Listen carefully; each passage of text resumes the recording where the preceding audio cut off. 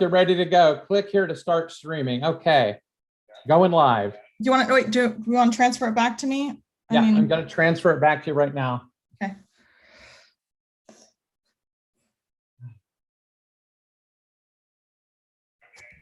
Hang on. Okay. Okay, we're on YouTube, Katrina. Hang on. I need to find, what's your name? I'm looking at the waiting room. That's why. Hold on. Okay. Katrina Myers Tech. Make me. Yep, I see it. Got it. Okay, you're the host. Go. All right. Give me a moment. All right. Let's see. Joe, are we streaming?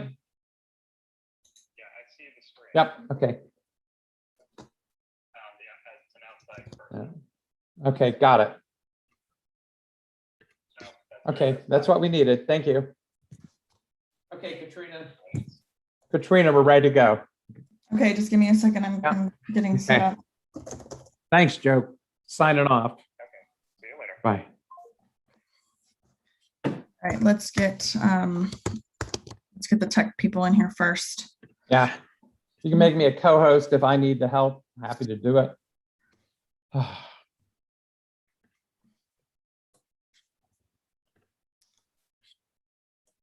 Okay, Christina and Anat, I'm gonna put you guys in separate rooms.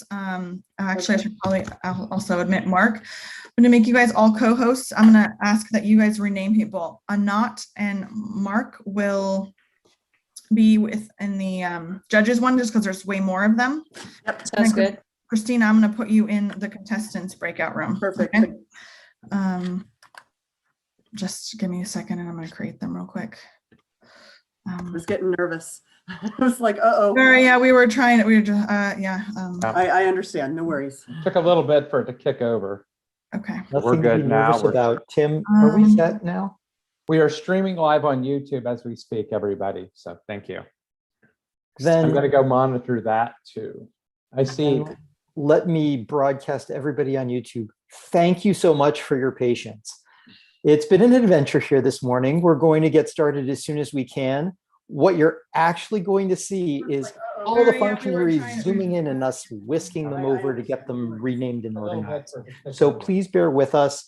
I expect it will take, We are streaming live on. I would estimate 10 to 15 minutes for us to get organized. Katrina, do you concur? We're gonna get organized as fast as possibly can, but yeah, probably just as an estimate. So thank you, everybody. Please bear with us.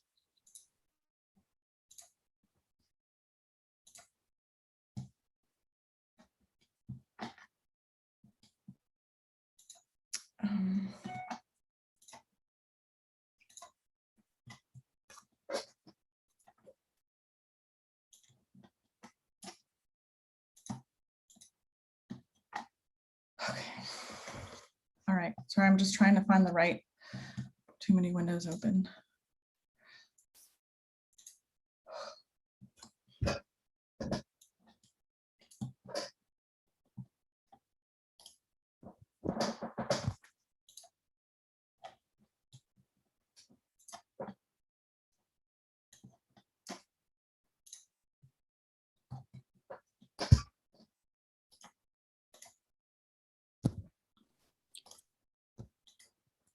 Have contestants and judges been instructed to come back to this same link? Yes, I'm sorry. I'm going to be letting them in just a second. I apologize. You need to make me a co-host. I think that's the reason I'm not seeing them. Oh, I apologize. Yep. Sorry, you disappeared on my list. Where are you? Myself Tech as well, assist. I believe. Yep, I found you. I need co-host as well, please. Yep. Okay. Perfect. And then Mark also needs to be co-host. And I'm going to move you over. Okay, I'm moving to functionaries room. Perfect. And I'm moving to contestants.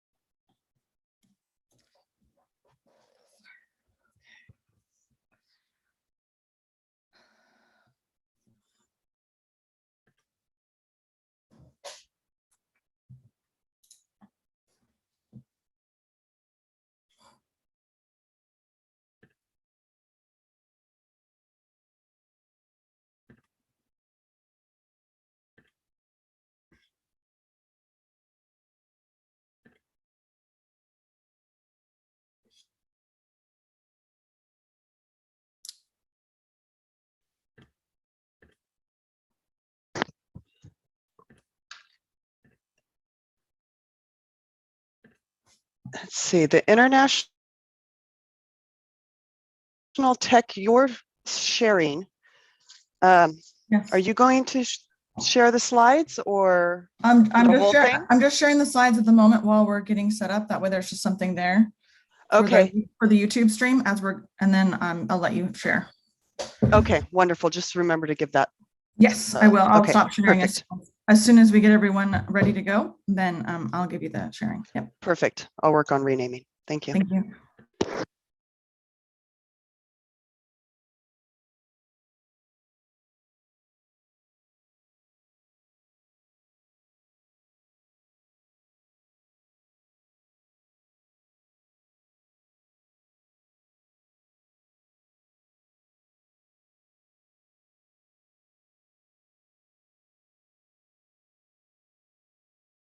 Okay, Perfect. Katrina, hold on a second. Katrina, one thing is I have to stay on the YouTube console since I'm the one that started it. So no problem. Just giving you a heads up.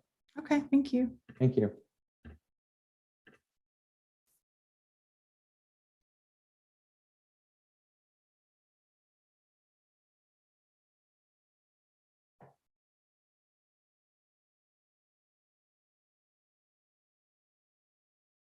Okay, Katrina, hold on a second. Katrina, one thing is I have to stay on the YouTube console since I'm the one that started it. So no problem. Just giving you a heads up. Okay, thank you. Thank you.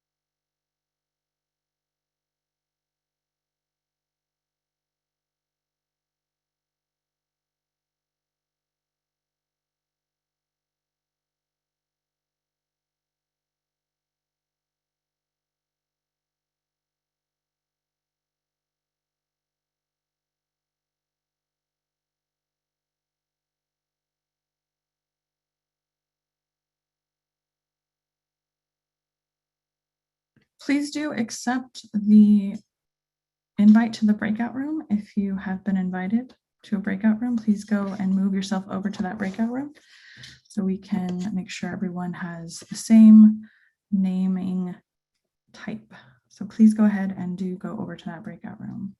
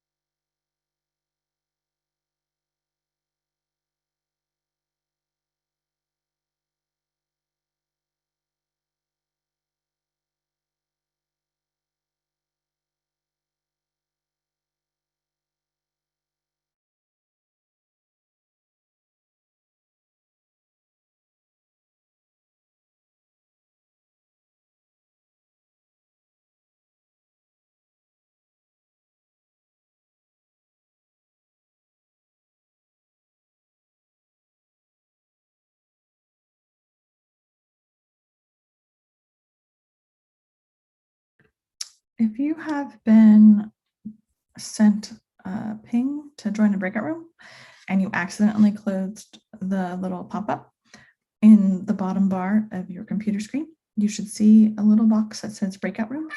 If you could please click that and join the breakout room assigned to you, that would be fantastic. Thank you.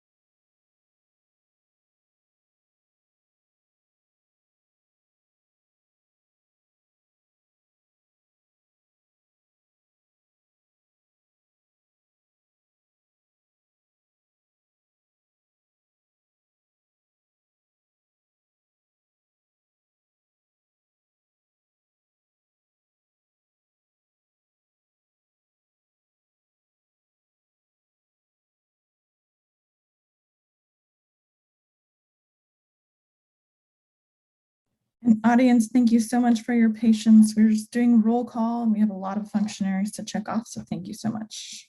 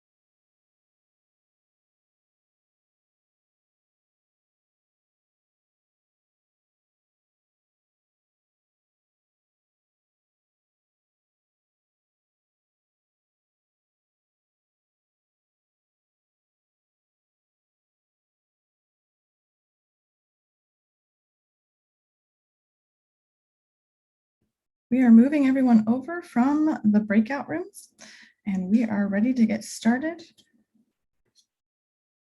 And I'll let our Sergeant at Arms kick us off.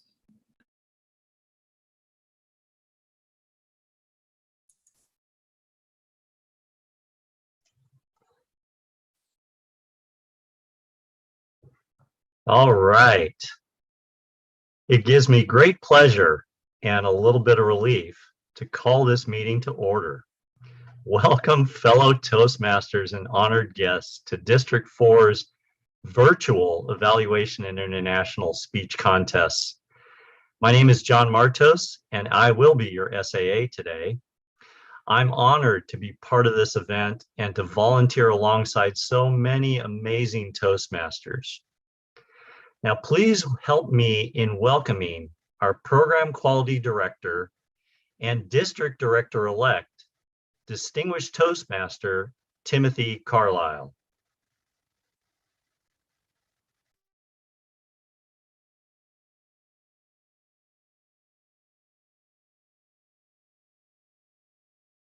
Honored to be part of this event. Welcome, fellow Toastmasters. I'd like to introduce our dignitaries that have approached and worked with us today.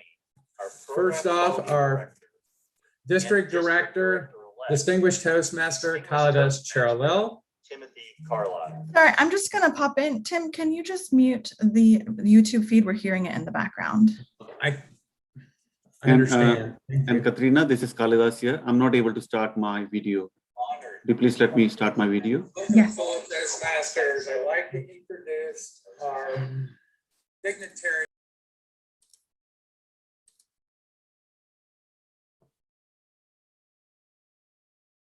Thank you, Katrina.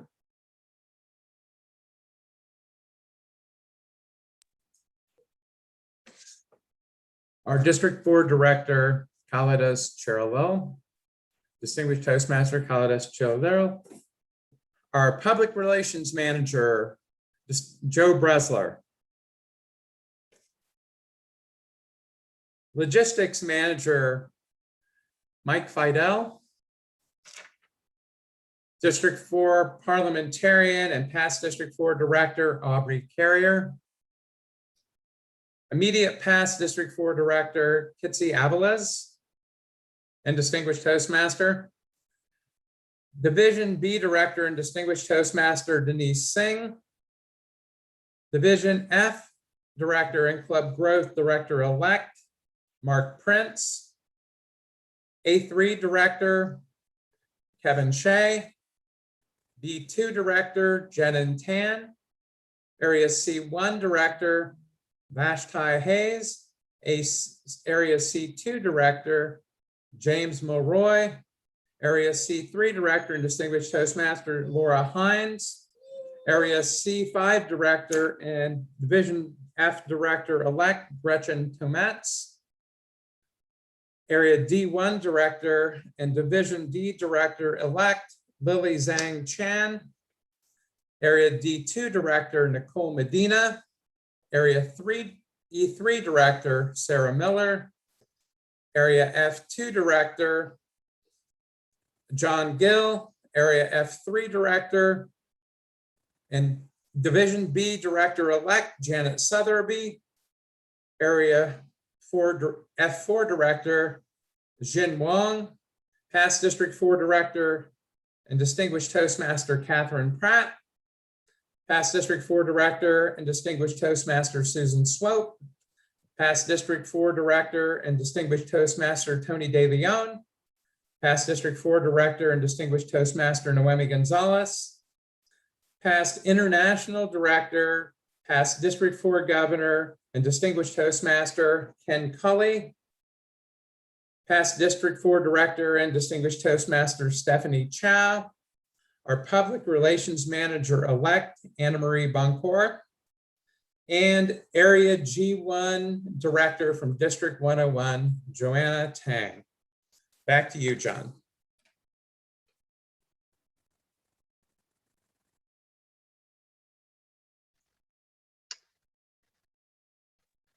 Well, I can't start video. One question I did miss, Alan Zhang. who is Area B3 Director and also Division C Director-elect. And now I'll turn it back over to, is there anyone else I've missed? Hearing none, back to you, John. All right, thank you, Tim. For the second year in a row, we'll be hosting this contest virtually. If there's one thing we've learned over the past year, and especially this morning, it's how important technology is in conducting meetings. No matter how much we practice and prepare, things can always go wrong. But we have an amazing team of techies to help us with our contest today. Please join me in welcoming our tech chair, Katrina Myers, who will review the important details of our virtual contest. Put your hands together virtually and give a big warm welcome to our tech chair, Katrina Myers. Thank you so much, John. And thank you all for your patience as we worked out some last minute kinks in our contest today. We have an amazing day planned for you, but it's important to review some key logistical information. First, do not record any of the speeches or take pictures of any part of the contest without explicit prior permission from the contest chair. Please minimize anything that could possibly distract you. Silence your cell phones, get your cat off your keyboard, give your dog a bone so he doesn't bark at the Amazon delivery person, make sure your kids have coloring books and everyone is off your Wi-Fi so you have the best possible bandwidth for the contest. Invite your spouse or roommates to join you. We have 12 amazing speakers today. That's right, 12 amazing speakers from each division in our district, and you don't want to miss out. Things are a little different in the virtual setting. You'll hear us doing tech checks with each speaker, and we will not start timing until we do an audio check and the contestant has confirmed they can see the timer. Timers, reminder, you will start timing after the mic check and after the speaker has been introduced. We have a small army of people volunteering their time to produce this contest today, including my co-tech chair, Christina Demore, and Anat and Mark Prince. All three of them have been real troopers to help us get this off the ground. Now that we're up to date on technology, please join me in welcoming our Area F3 Director and Division B Director-elect, our contest chair for the day, Janet Sotherby.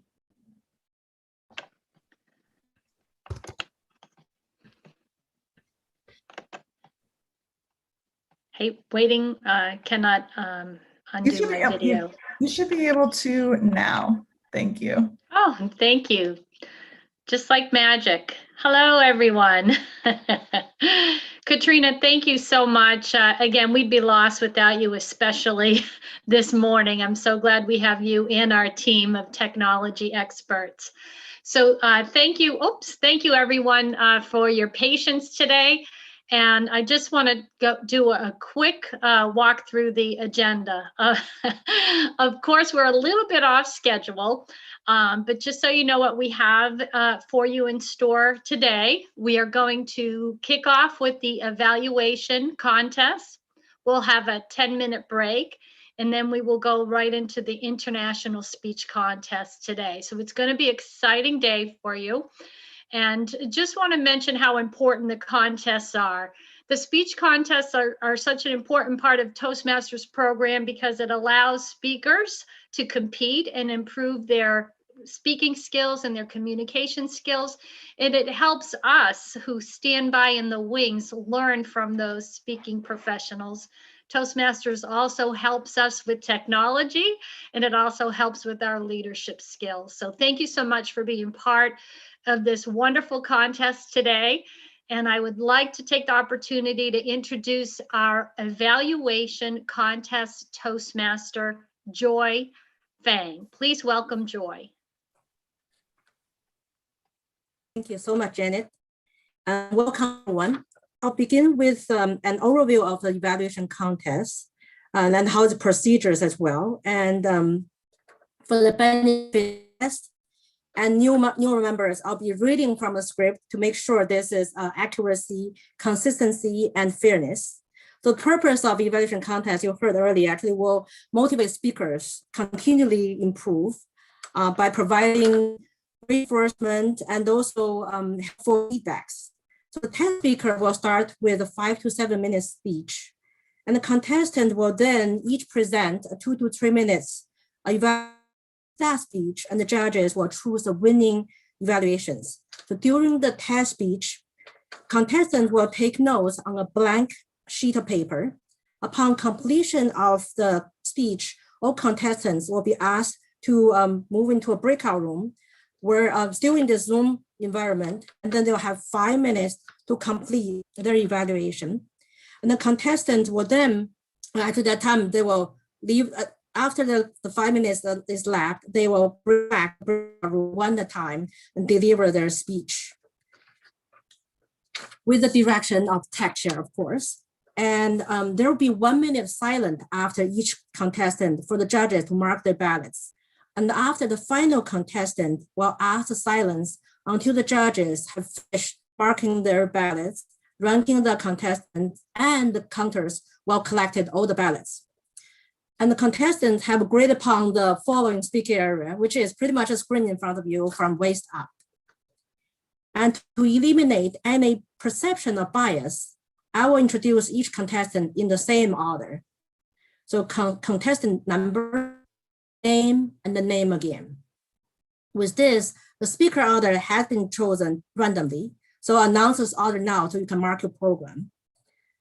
Here it goes. Speaker number 1, Nell May. We have it here. Speaker number 2, John Buffington. Speaker number 3, Catherine Pratt. Speaker number 4, Noemi Gonzalez. Speaker number 5, Dan Beck. And speaker number 6, Marlena Moeller. With this, I'd like to introduce our Chief Judge, Robert Tang, Distinguished Toastmaster, and review some of the contest rules. Robert, it's yours.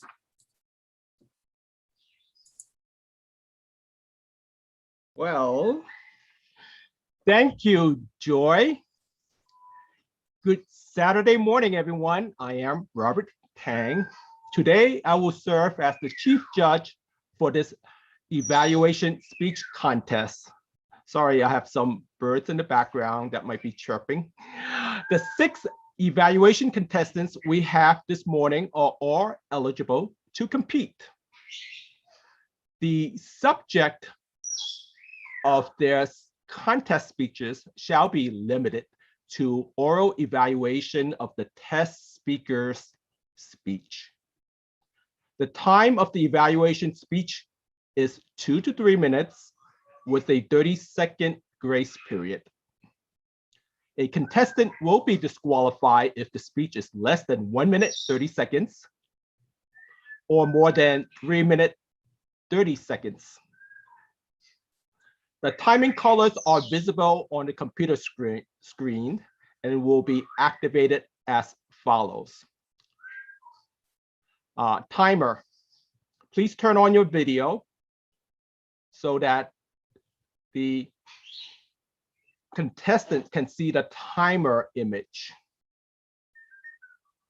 Please activate the colors as I indicate the following times. Green at 2 minutes. Yellow at 2 minutes and 30 seconds. Red at 3 minutes. The color will remain displayed until the next time change.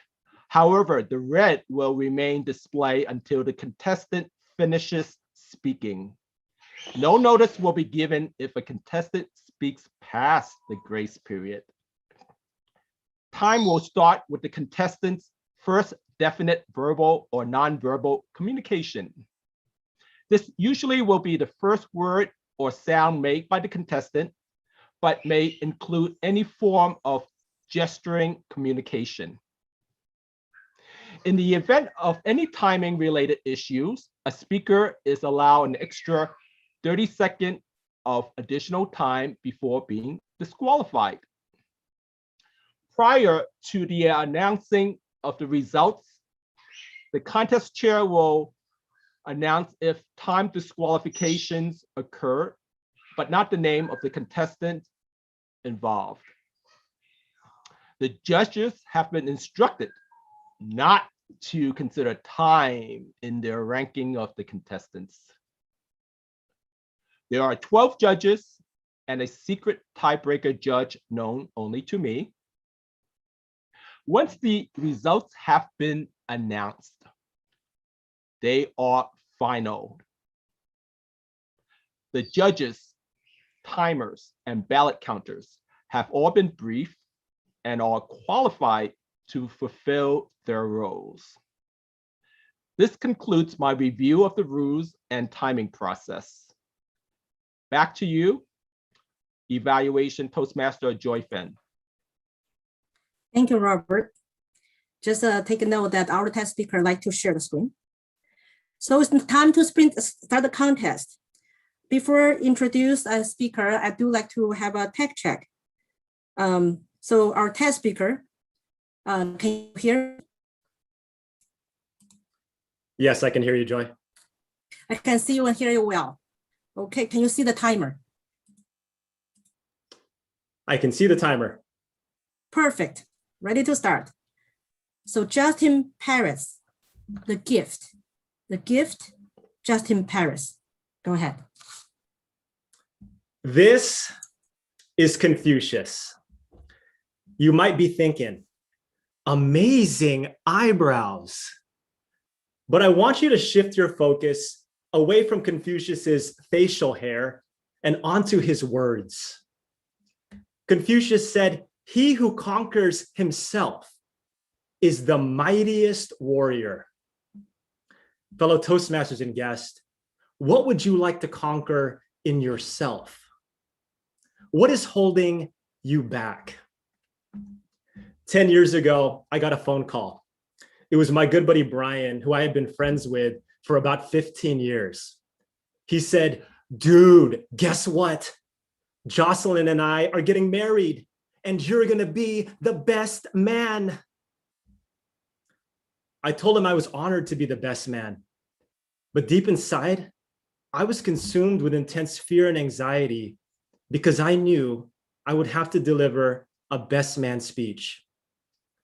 The part of me which never enjoyed being the center of attention was now being asked to speak up in front of 350 people at their wedding. I started to hear these internal whispers. Giving this speech is going to be dreadful. You are going to embarrass yourself.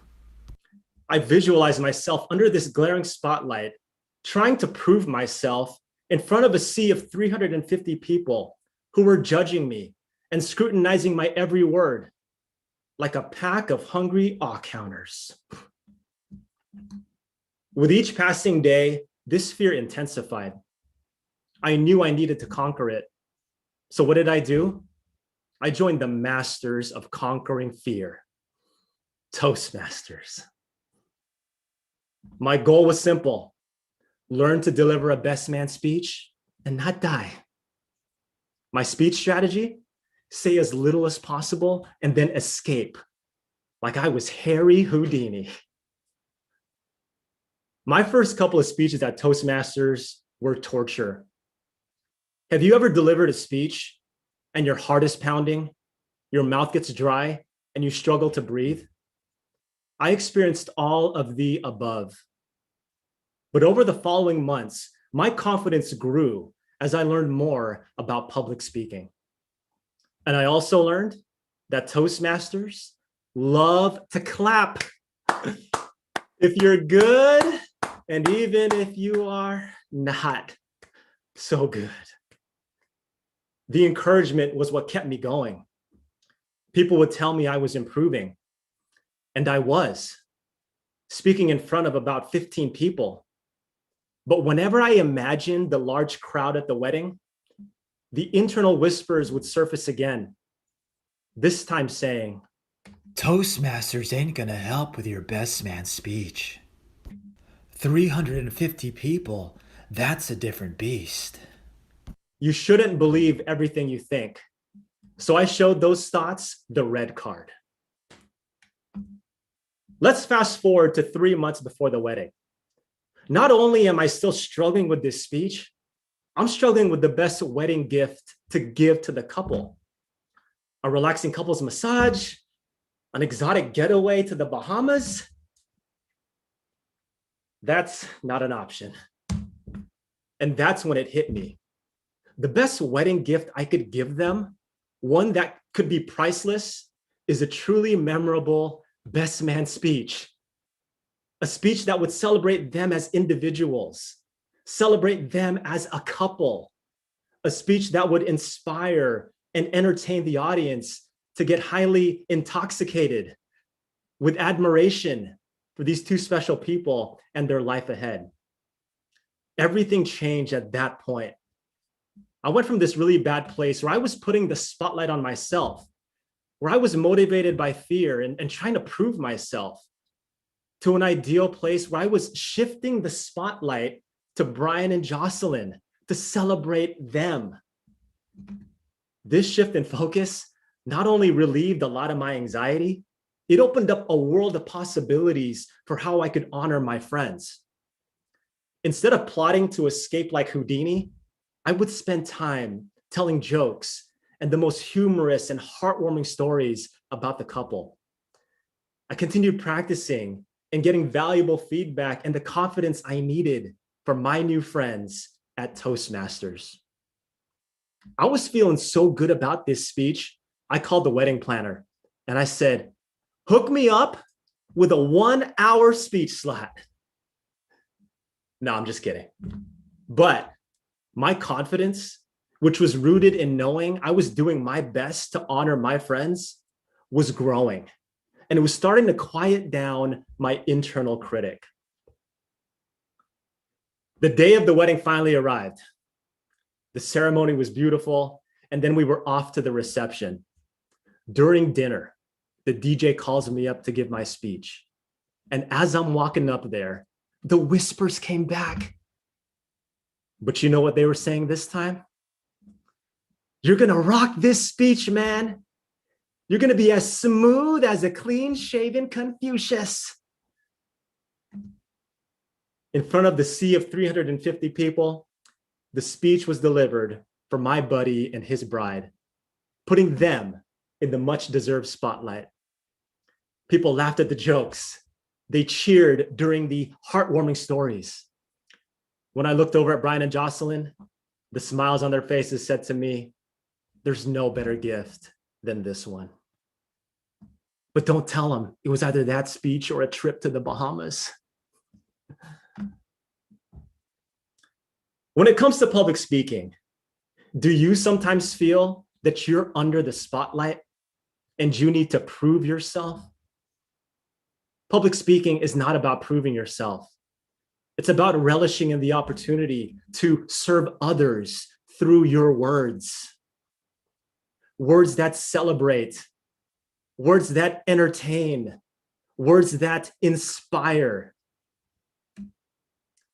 He who conquers himself is the mightiest warrior, and you who focus on serving others through your words, give your audience a lasting gift. Madam Toastmaster. Thank you, Justin.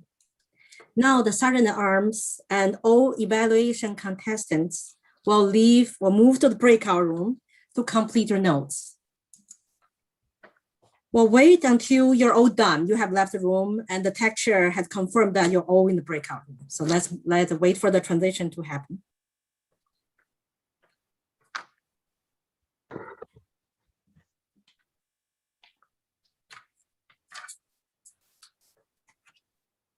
I have one person. Oh, everybody has moved. Great, thank you. And once the 5 minutes has elapsed, either tech chair or timer, please let me know so we can wrap up our interview. So with this, I do like to invite Justin back. Oh, actually, we have a test speaker. I'd like to see you. Again, thank you so much for being a test speaker. I mean, it takes lots of courage to be evaluated by 6 really seasoned speakers. Yes.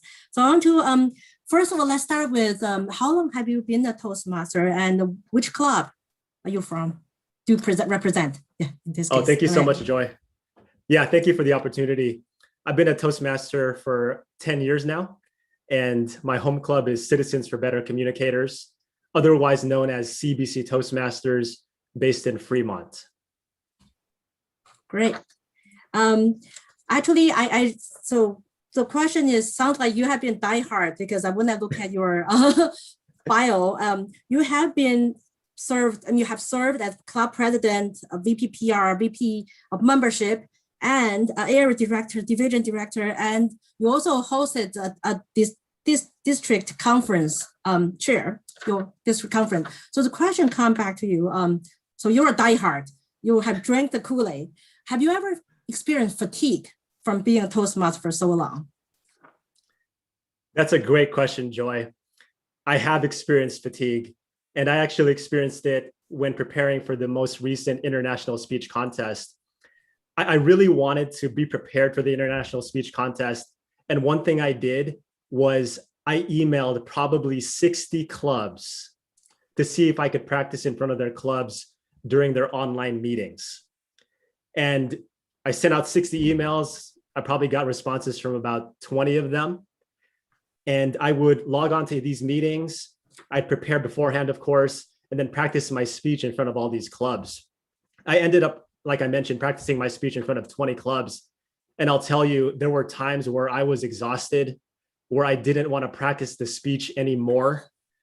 But I remember words from Winston Churchill, never, never, never give up. And I reminded myself why I do this to begin with. And it's so that I can eventually communicate and be understood the way I want to communicate and be understood by others. And just really honing in on the why do I do this? It refueled me and gave me energy to do all those meetings and practice all those speeches. And I'll tell you, every single time I gave the speech, I got such valuable feedback and learned so much that it sort of overrode any kind of tired feeling that I had going into it. So I have felt exhausted in my 10 years, but more than anything else, I'm glad I've stuck with it. It's something that I feel in terms of communication, there's always something to learn and something always to improve. And I'll probably be a Toastmaster for the rest of my life. Oh, this is great. Thank you. And my next question is, we know Toastmaster, when you get on, it's a journey. It's never a race or a sprint. So we'll ask you, what's on your bucket list? Oh, a Toastmaster bucket list, or what's your next goal you want to achieve?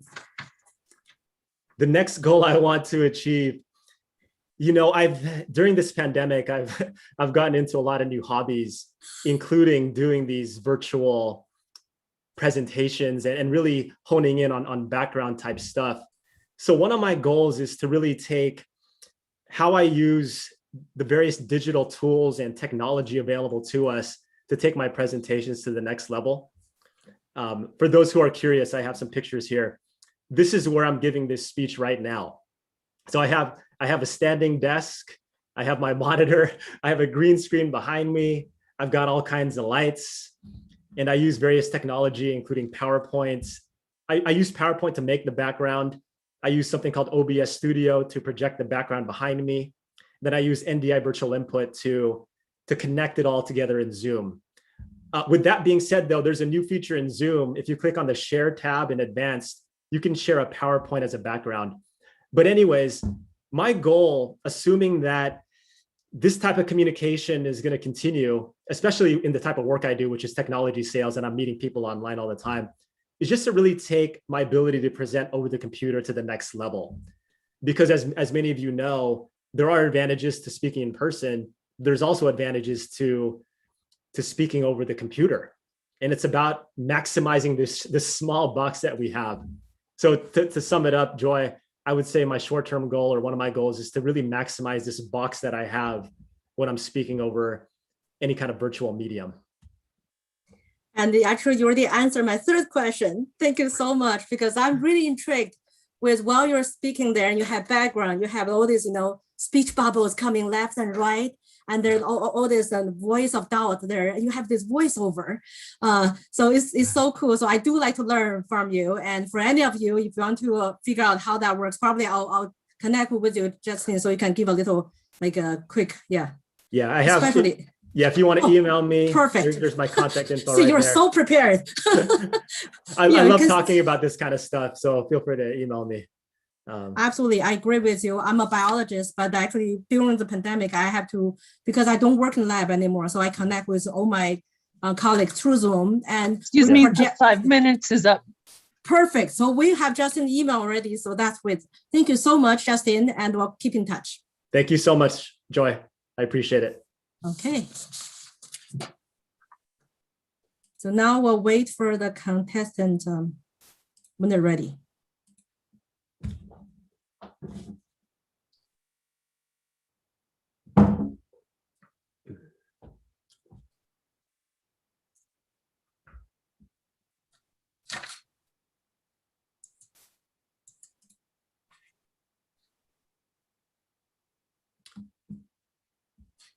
Joy? Yes.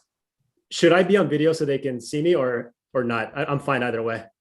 No, we will not have you on video. Thank you. Okay. Okay. Thank you, Katrina. We will learn to adapt.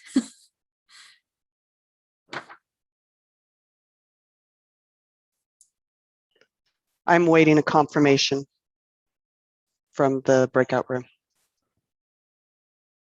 Thanks.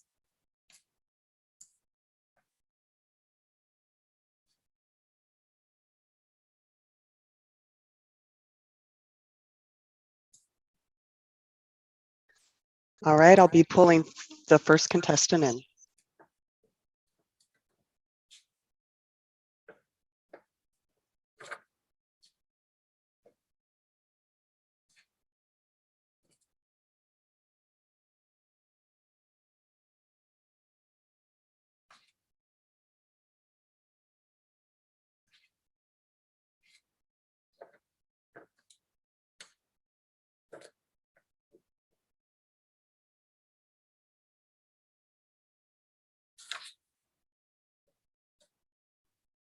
Contestant should be in the room. Can you turn on your camera? I cannot turn on my camera.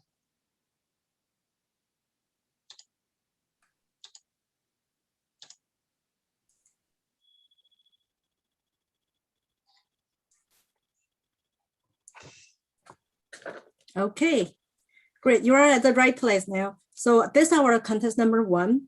Can you see the timer? Yes, I can see it. Great. We can see you and hear you well. So contestant number 1, Naomi. Naomi, go ahead.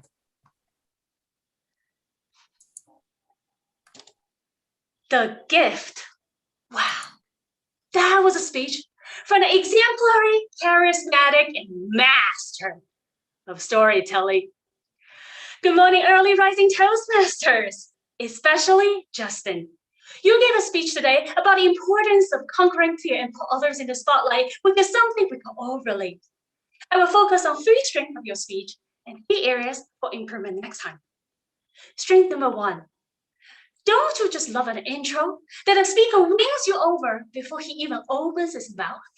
Or he put a Confucius here without saying a single word.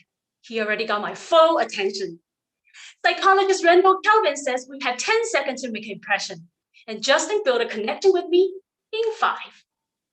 Number 2, Justin used vivid, descriptive languages with great imagery. When he was in that party with 350 people, smiling Brian and Jocelyn, I was right there with him. I see it, I hear it, I could feel the emotions. You turn your story into my story. Number 3, Stephen Dubner, a great American author, once said, in a good story, the end has a little bit of the beginning, and the beginning has a little bit of the end. That's exactly what Justin did, the power of repetition. He started and ended with the Confucius quote in the second time and speaks a message stronger, louder, and deeper than the prior time. It was incredibly memorable. Now 3 areas for improvement. Number 1, guess what could bring your story to life even more? Impersonation. Embody the characters you're portraying by mimicking the voice, especially the last whisper at the wedding. Now, as of meeting that evil little character in person, you will bring your story to life. Number 2, I thought you have a few opportunities to use the power of contrasting. You can speed up and dial up the volume when you say 350 guests, and then slow down to speak in a gentle tone. That I can never do that. Wouldn't that be dramatic? Those twists and turns would take me onto an emotional roller coaster with you. Number 3, you nailed your story. And we know that at the end of the day, what connects the speaker with his audience is emotions. So let me hear that through your voice. Let me see that on your face. When you talk about fear, instead of that sweet smile, which I absolutely love, what if you show stillness and sadness when you talk about fear? And when you say confidence through, I want to see the biggest, brightest smile on your face. Exaggerate with those emotions. It will connect with me even more. Talk to my brain, but also talk to my heart. Overall, I loved your speech, the great into descriptive languages and repetition. But next time, use more impersonation, parallel contrasting, and building even more emotions. Now, my fellow Toastmasters, in Justin's words, are you ready to conquer your fear? Back to Toastmaster. Thank you, Neil. Now we'll have 1 minute for the judge to mark the ballots.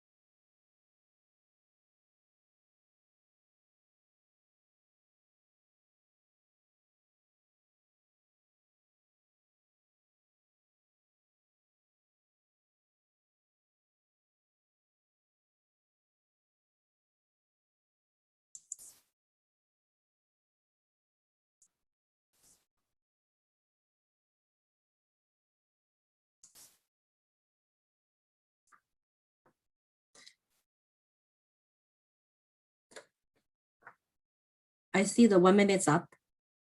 Now let's move to the next. I want to check if we have our contestant in the room.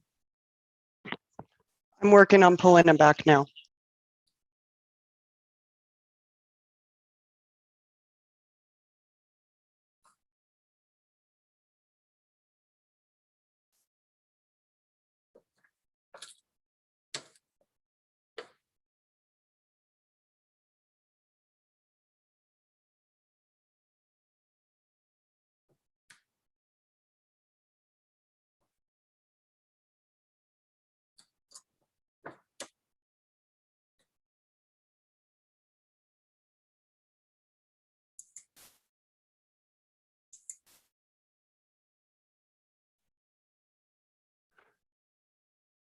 He should be back in the room now.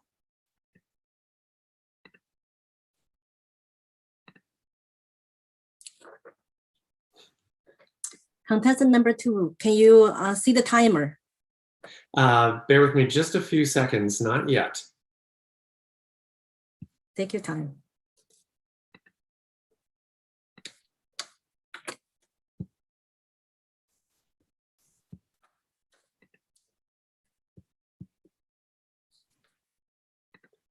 Thank you for your patience. We were having difficulty seeing video while I was in the breakout room. I can see the timer now. Can you hear me all right? Yes, we can see you and hear you well. So with this, we have contestant number 2, John Buffington. John Buffington, go ahead.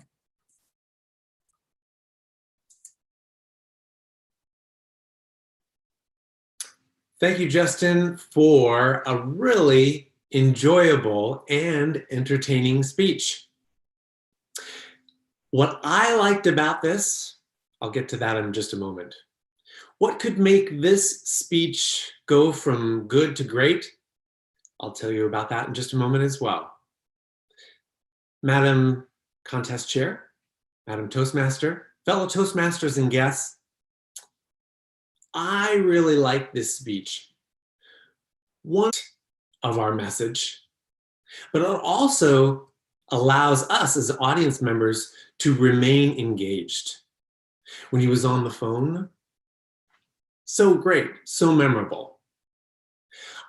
The other reason I really liked this particular speech is that it really allowed the audience to feel engaged because of the amazing use of this particular medium.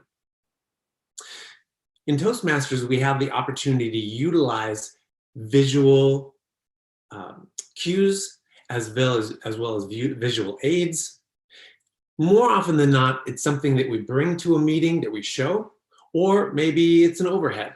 But in this case, we have the opportunity to utilize some of the basic technology that's built into Zoom or any other meeting software like this.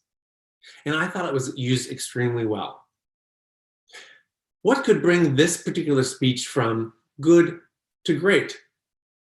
I mentioned the use of the medium to present a speech.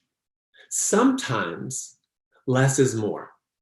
What I mean is the speaker needs to remember that we wouldn't want to add too much to be distracting.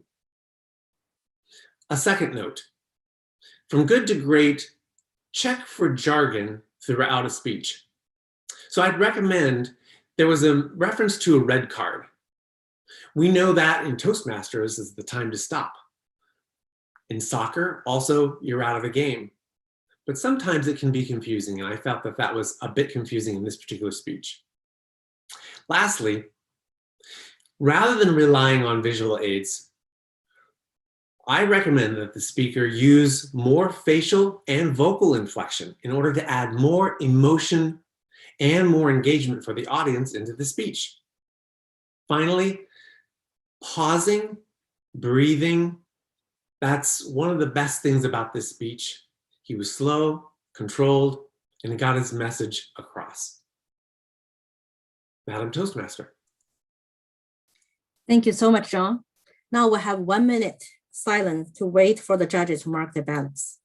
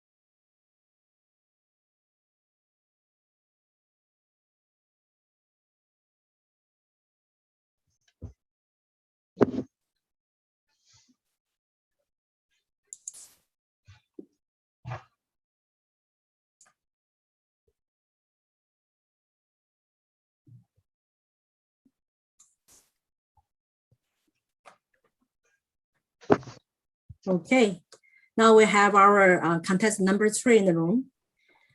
So Catherine, can you see the timer? I can see the timer, yes. Okay, and we can see you and hear you well. Great. With this, contestant number 3, Catherine Pratt. Catherine Pratt, go ahead. Madam Toastmaster, fellow Toastmasters, and our guest speaker, Justin. Congratulations on conquering your fear, just like Confucius would have liked you to. Today, I'm going to take a look at your speech, look and see at 3 points that I thought you did exceptionally well, and some points for improvement for when you either give this speech or other speeches later on. First, I have to admit The use of your Zoom stage was fantastic. I have to state the obvious on that. You used your backgrounds in a fantastic way. You had the spotlight. You had the internal dialogue audible for all of us to hear. And you even used a picture of your friends to show their excitement on their face when you were given that speech. Great job. Your use of Toastmaster references were fun and sprinkled throughout your speech as well. Your use of the red card, pack of angry counters, and signing up for speaking slots. And I really think you had great command of your vocal variety. Great pacing, not too fast. You used a great job of varying your pitch and making sure that we could hear and understand all of your points. One thing that I would like to see expanded upon was your general message. The message of this being your speech, being a gift to another person. You highlighted that this was going to be your gift to your friends. But I was curious, what is it about your speech that made it that gift? What did you say? What's one thing that you enjoyed that you think that made it that much special, more special? And I think adding that message to your general message would increase your speech that much more. I also loved how you bookended the beginning of your speech. You made with Confucius. You ended with his quote as well, and even did a callback to his beard and facial hair during your speech. But I had to think, was the message of conquering your self-fear kind of interrupting itself with the message of your message being the gift? I thought there were two messages within there, and tightening it up with just one would make the speech stand out even more. But Justin, I think you did a spectacular job using your stage, spotlighting yourself, using those Toastmaster references, and really we could hear and understand you. Just focusing in, spotlighting in on that one main message would really take this up a notch. Great job, and thank you so much for giving us the gift of your speech today. Madam Toastmaster. Thank you, Catherine. Now we have 1 minute of silence for the judges to mark their ballots.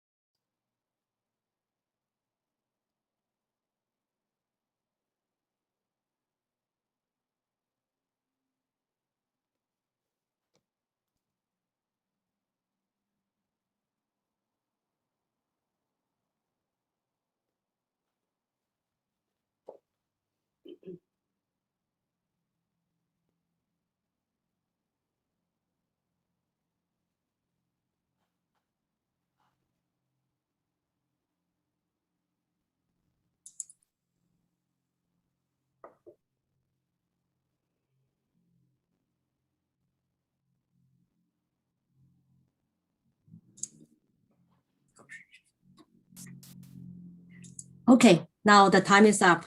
I see our contestant number 4 is already in the Zoom room. Noemi, can you see the timer? I can see the timer. We can see you and hear you well. Contestant number 4, Noemi Gonzalez. Noemi Gonzalez, please go ahead. Madam Toastmaster, fellow Toastmasters, and especially Justin. Please stop looking at my amazing eyebrows so you can pay attention to Justin's thoughts.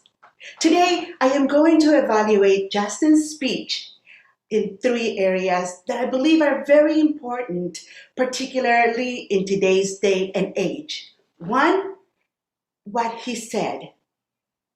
Was it relevant to the audience present here today? 2, how did he say it? Did he say it in a way in which his gestures, his voice were coherent with his words? And number 3, how did he use technology, this virtual medium, to convey his message clearly and strong to us? Let's start with number 1, what he said. Justin's message was relevant, so relevant to us Toastmasters, and to those of you in the audience who may be considering it. He talked about the fear that we face when being in the public spotlight.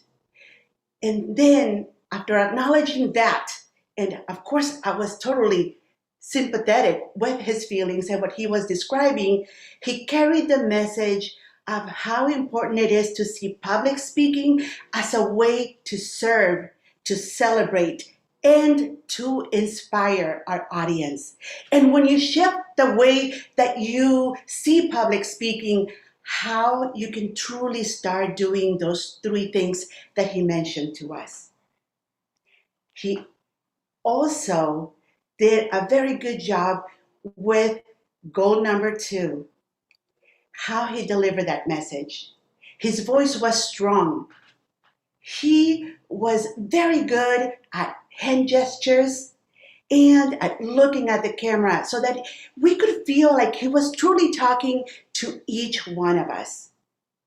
Now, there are a few things that I would like him to work on there, and that is use the space a little bit more. I know there's only one camera that you're looking at, Justin, but I would like to see that you give us a little bit more perspective, particularly as you incorporate other people in your narrative, as in your friend's case.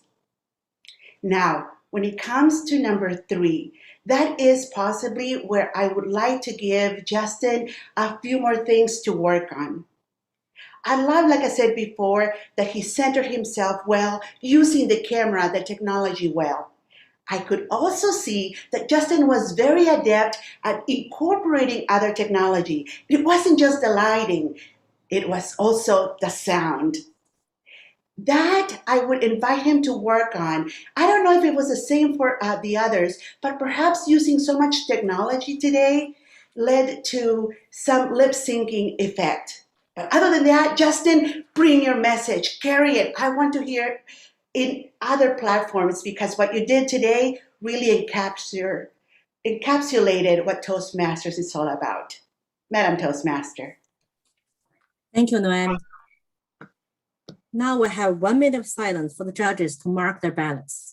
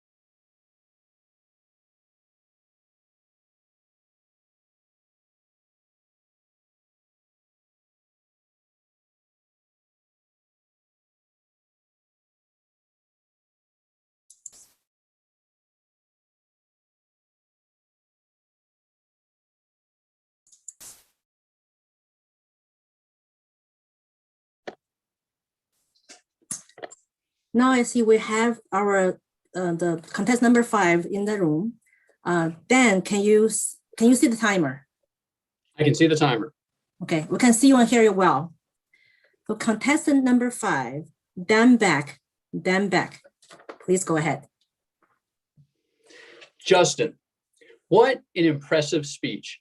The biggest thing, the most important thing I took away from your speech was your memorable and powerful message of how we all, every one of us, can serve others through our words. Most impressively, it was the message, the content, and the delivery that was able to get you to that powerful message. For one, what I really liked about the content was you knew your audience. this is mostly a Toastmasters audience or people who are related to Toastmasters in some way. So to give us a speech that was about something that most of us are very passionate about and continue to have in our lives was not only relevant, but very powerful. I also really liked, at talking about knowing your audience, is your use of humor. You talked about that pack of hungry counters, the giving the red cloud to your internal thoughts, the fact that you could have, rather than spend all this time on the speech, you could have given them a trip to the Bahamas. Those were all incredibly well done. I also really liked your energy. You were super high energy. We really wanted to listen to you, and that came through in the speech as well. A few things that I thought you could improve on. I would take out that Confucius quote that you had in the beginning and then the end. The reason is you don't need to quote Confucius because your own words, especially your own inner dialogue, whether it be positive or negative, is extremely powerful. So give us some more of that inner dialogue and take out Confucius. Moreover, to challenge yourself, I thought this speech, as I mentioned, it had many positive qualities, but to make it even better, I want to understand and actually hear the words from the wedding toast that you gave and show us the progress of how you started with that wedding toast.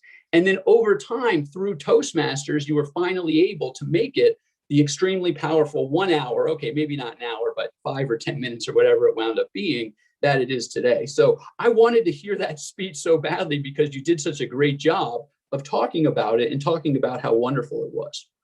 Finally, take us through your Toastmasters journey. I'm assuming you joined Toastmasters because you wanted to improve your public speaking for this speech. Talk about the initial speeches you gave and how they went and your own internal feelings and what you talked about, and then take us to the end and how you were much more confident after giving those speeches. You told us that, but you didn't show us. So overall, this was an incredibly powerful speech, immensely powerful message with a few tweaks and a few additions or changes to show us specifically or tell us specifically how it affected you. I think it could be even better. Thank you so much for your speech. Thank you so much, Dan. We'll have 1 minute of silence for the judges to mark the ballots.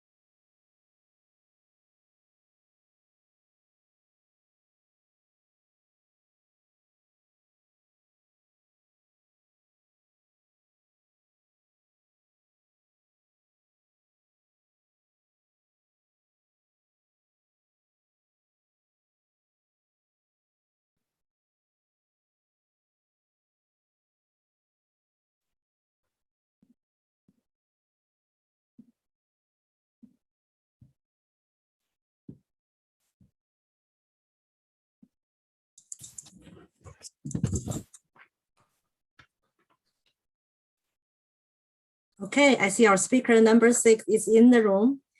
And Marlena, can you see the timer? Yes, I can see the timer. We can hear you and see you well. So contestant number 6, Marlena Moyler. Marlena Moyler, please go ahead. Thank you. And thank you, Justin. You are so right. Speaking is a gift. Toastmasters lets us all share that gift with each other. So thank you. You clearly have become an accomplished speaker, not only for the way you delivered your speech today, but your willingness to be evaluated not only once, but 6 times. No matter how personal our public speaking journey can feel, today your speech reminded us how united we are in this mission, how much of that journey we share with others. Sometimes we can't see that fear on the surface, for example, with your speech. Your masterful use of technology, clarity and pace and speaking all helped us to keep thoroughly engaged. I think engaging your audience is the first ingredient in a powerful speech. I was seeing that use of technology for the first time. But what I noticed even more was how comfortable and authentic your desire to engage with the audience was, using it just to the right degree. This effect was also made by your use of direct questions to the audience to have an attention check throughout your speech, poignant hand gestures, and really thoughtful global maxims about public speaking and some of the experiences we all have, which did remind me a bit of Confucianism and the way that he shares these uniting truths. Now, as I mentioned, public speaking is a personal journey. I realize that the best speeches always leave me with an urge to want to know the speakers even more. That's definitely true today with you. We all probably have had this best man speech or something that finally put us over to the edge to submit that member request to Toastmasters. Well, it's easy to understand what a best man speech would be. I'd love to have you share some of the details about what that first step was for you. Of course, Brian is a strong friend to you, but why was he the one that you wanted to outperform for? What were those little pieces that made your journey so personal? By adding some of these details throughout, I think you could have included a little more of how this journey was unique to you and potentially some more takeaways for the audience. For example, you mentioned that you were able to give those whispers and thoughts the red card. I'm still working on that for sure and would have loved to hear a little bit more about how did you actually do that? In addition, metaphors can be so strong in speeches. A pack of awe counters. That one's going to stick with me for weeks. Metaphors can help us really connect with your speech and have memorable moments of what you're trying to transmit. One of the metaphors used as well was Confucius, even bringing him back as clean shaven. I would have liked to see Confucius tied in a little bit more. But overall, some consistent metaphors and details would just be on the topping of the cake. You use such excellent language to connect us all to the mission of why we're here, technology, hand gestures, and motion to keep us engaged, and overall had an excellent speech. So thank you, Justin. Back to you. Thank you so much, Melinda. With this, we'll have 1 minute of silence on the clock so the judges can mark their ballots.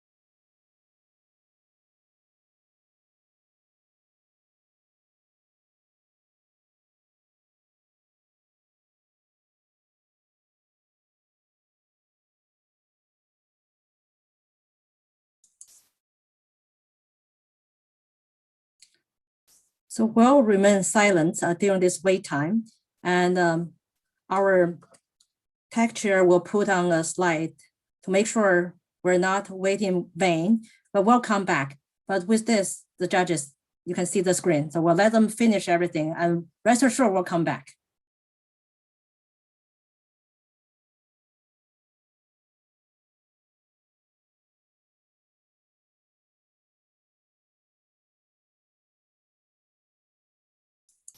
I do want to add for the judges, you have previously been given the instructions on how to submit your ballots. So if you have any questions, please privately contact the Chief Judge, Robert Tang.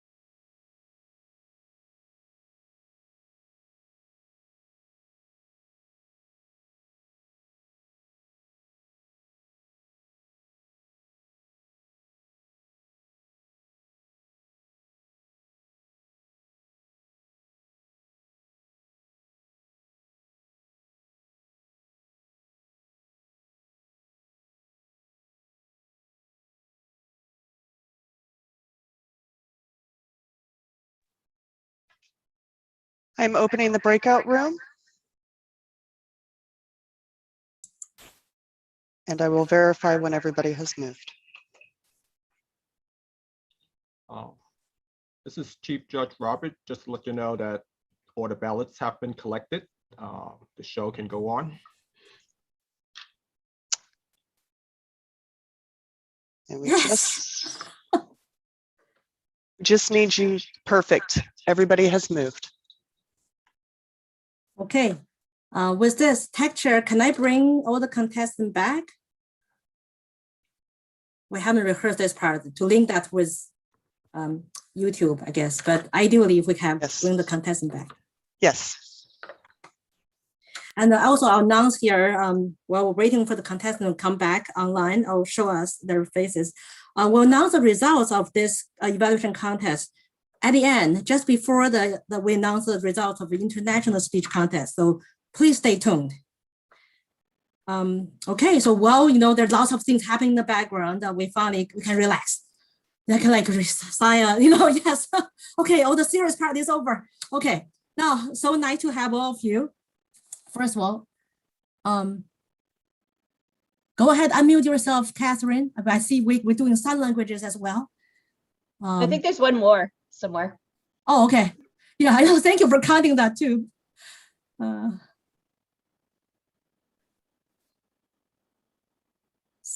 Actually, see. Thank you also for naming yourself. So I'll just start with because I'll thank you for naming yourself as numbers, so I can go with from 1 to 6. So I'll first went in the same order, say you can introduce yourself, how long have you been a Toastmaster and which club you represent. Go ahead, Neil. Sure. I have been a Toastmaster for a little bit more than 2 years now, I think, and I'm part of Rhino Business Toastmaster Club. Okay. Our speaker number 2. Hi, my name is John Buffington, and I've been involved with Toastmasters for over 6 years now with Sierra Speakers in San Francisco. Thank you, John. Catherine. Hi, my name is Catherine Pratt. I've been a member of Toastmasters since about the end of 2003, so a bit. Today, I'm representing San Mateo Toastmasters, Club 191. Thank you. And our speaker number 4. Oh, Noemi, go ahead. Hello, everyone. My name is Noemi Gonzalez, and I have been a member of Toastmasters for actually 9 years. And today I'm representing Point of Order Toastmasters. I'm also a member of Spanish Bilingual San Francisco. I'll visit them both. Great. Now we have speaker number 6. Hi there. My name is Marlena Moeller. I have been with Menlo Park Toastmasters. I'm representing today for just over a year at this point, my first year in Toastmasters. And thank you for correcting last name because I didn't do the right job. So thank you for correcting that one. Thank you for all joining us. I don't see our speaker number 5, but we'll just go on. With this, I have some questions for each of you. So we'll go around that corner, around as well. And I do feel we're so disciplined speakers, right? I see you mute yourself right away after you spoke the last word. Go ahead, just unmute. It's fine. We make a little noise. I think tech chair, what she can say, she can fire me toward the end. So with this, Neil, I want to ask you, what is the hardest part of being an evaluator? Sorry, is that for me? Yes, that's for you. Yeah, I think evaluating is all about investing in this person and think about that as the most important person in your life, so you help them improve. So I think when speakers establish a connection with me, I'm also trying to establish a connection with them. So sometimes that could be hard, but it's so crucial. Thank you. And John, the next question go to you is, what do you think the most rewarding part of being a speech evaluator? Wow, the most valuable part of being an evaluator for me is the opportunity to see the experience from the other side. In other words, as a speaker, we are able to express a message, but as an evaluator, we're able to see whether or not that message that the speaker is presenting actually comes through in a solid way. And so as an evaluator, I have that opportunity to, in some way, nitpick myself and learn what it should be, what I should be doing, and to really to polish away those things that are unnecessary and really create a clean product. Thank you so much. Now I'll move to Catherine. We all know this sandwich approach in Toastmasters and it works really well. But I have a question for you. Have you ever tried, open face sandwich, like a pizza, or like really, really thin crust sandwich? Give it lots of meat in the middle. Have you tried that one? That's an interesting analogy there, Joey. I do think that when you're giving, you have to give honest feedback to people. And in Toastmasters, we're here to build people up. So I do believe in that sandwich approach for sure. I think in real life, I also believe in building people up. And so whenever I have to give feedback to people in outside of Toastmasters, I always try to give that positive along with the piece that needs to get, that open face part. But I really want to leave people with the I don't want to like hound them up with things, but I want them to be able to feel like there's a chance for them to improve. So I do add that little, even if it's a slight little piece of bread on the top, I do like to add that positive as well. Thank you, Catherine. Now I move to Noemi. We receive feedback and give feedback all the time, and we have different audiences in terms of you give feedback. For example, we give feedback to our fellow Toastmasters, colleagues at work, and family members. To me, I feel giving feedback to family members is the hardest. So what do you think? You can openly share your thoughts because I give you different options. Go ahead. I think you're right. Giving feedback to our loved ones, our family members, is very difficult. And I do have a speech about that, about how Toastmasters has made me a much better communicator with my family, because one of the things that you do with evaluation is you'll focus on what really matters. What does the other person, from your perspective, really needs to hear about? And then you're thoughtful about how you say what you need to say. I would say that I practice evaluation mostly in my real life, in my life outside of Toastmasters. It has made me a more thoughtful person. I literally, Toastmasters has made me better in that respect, because it makes me think twice about, do I really need to say that? And when I say it, how do I say it in a way where I'm really focusing on something that needs to work better for us to communicate, as opposed to just say something that I didn't like, or that wasn't my style, but rather, what can I do so that we can have a stronger communication? Thank you for your question. Yeah, thank you so much. Marlena, so you spend the longest time in the breakout room. And I wonder, when you compete at this level, do you have some tricks or some way to calm your nerves? Or what was going on in that breakout room? Now you can speak about it. Yes, I was joking with some of the other participants. It brings home the idea that you can only compete against your own personal best. So I try to do a mind exercise of, if I were to give a really terrible evaluation right now, what would that look like? And set the bar there. And then I think of, okay, what would it look like for me to give a good evaluation? And of course, I'm trying to get to that great one, but cut myself from slack for at least not giving the terrible or the good one. Great. Well, that's really a nice way to set your mindset, in a sense, yes, because it's truly our worst critic is often us. So now I'll just open the floor to our speakers. Whoever willing to speak, that's fine. And just speak, it's totally fine. So think back in the past year, think of all the criticism you have received. What is the toughest one or harshest one? And how did you do with it? If you're willing to share. I know some of maybe kind of private, really cut you, but anyone have something to share? I'm gonna call Catherine.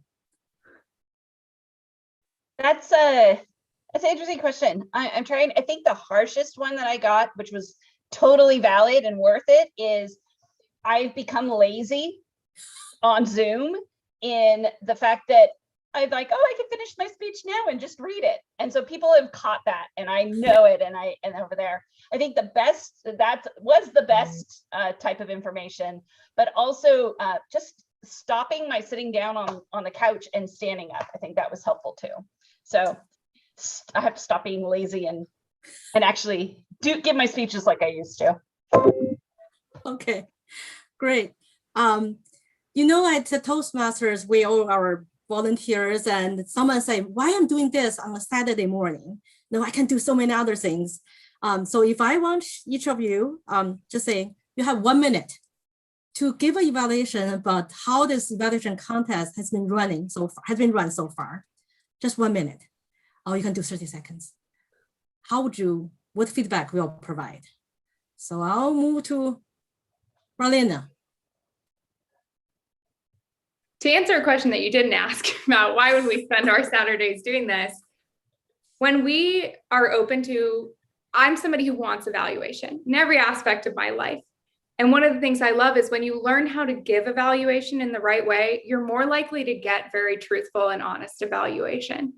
So I think that's part of maybe the slightly selfish component for me is it helps others be able to connect to you better if you know how to connect to them better. So I really appreciate that.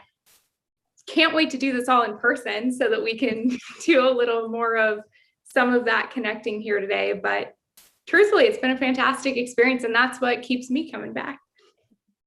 Wonderful, wonderful. I feel exactly the same. Noemi, can I ask you to add something? What's on your mind? Well, what I was thinking about was the question that you asked, Kat, and I would say that the harshest evaluation that I received was a truthful one about me, and this is in my personal life, telling someone what to do.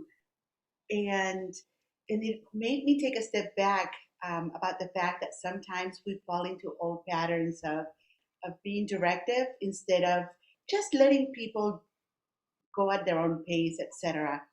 And with regards to evaluating today's evaluation contest, if I understood the question correctly, I would say this is life. You know, life happens. And I think that when we all bring our positive energy, whatever happens really doesn't matter. The fact is that we're here, that we're present, and that we're giving it our all. So bravo for that. Thank you. And now the same question to John and Neil. So I'll ask John. Say someone said, you don't have anything to do on a Saturday morning. Wait, the event was delayed 1 hour. Tell me what's on your mind. Well, for me, participating in something like this on a weekend sounds pretty rough because I do like to be outside on the Saturday. But because of this last year of spending a lot of time inside, I've really made the home the place to be most comfortable. And so it's more than just a house, now it's a home. And so participating in this event today, I knew already in the back of my mind that with technology, there's always hiccups. So I was already prepared for delays mentally. I'd had my snack, and that's really what it's all about, isn't it? Is preparation.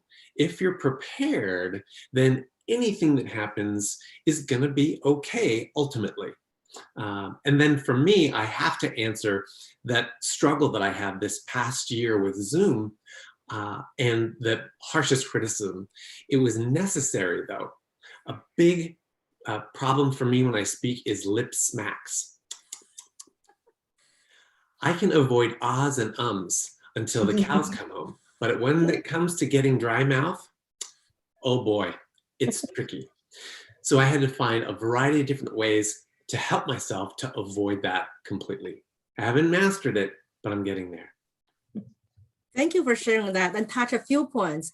So now that come back to you. Do you want to share? We have an open dialogue here. Any of the subject or topics catch your attention, then please go ahead and share your thoughts. Yeah, I guess to your question of, why we were doing this on a Saturday. So, I wonder what do you like doing on a Saturday, on a weekend, right? And that would be doing the things you like, hanging out with the people you like. So I'm doing both in Toastmasters. What better way to do Saturdays, That's it. Wow, you're really a great spokesperson. Great for this one. What else you want to do? It's true. It's true. Absolutely. Every time I feel like I get energized or re-energized after the curtain is up. Before the curtain, so many last minute rush. But when the curtain is up, the show is like goes on beautifully. And that cannot be done with all of your help. So, okay, I think we still have time since I haven't heard the tech chair to call me to stop yet. With this, actually, between our speakers, do you have a question for your fellow speakers?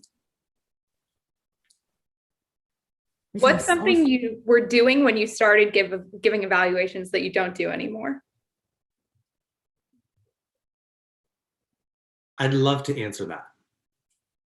So for our club, we focus on third-person evaluations. So as much as possible, we avoid saying you or referencing the speaker, unless we're saying thank you for their speech at the beginning.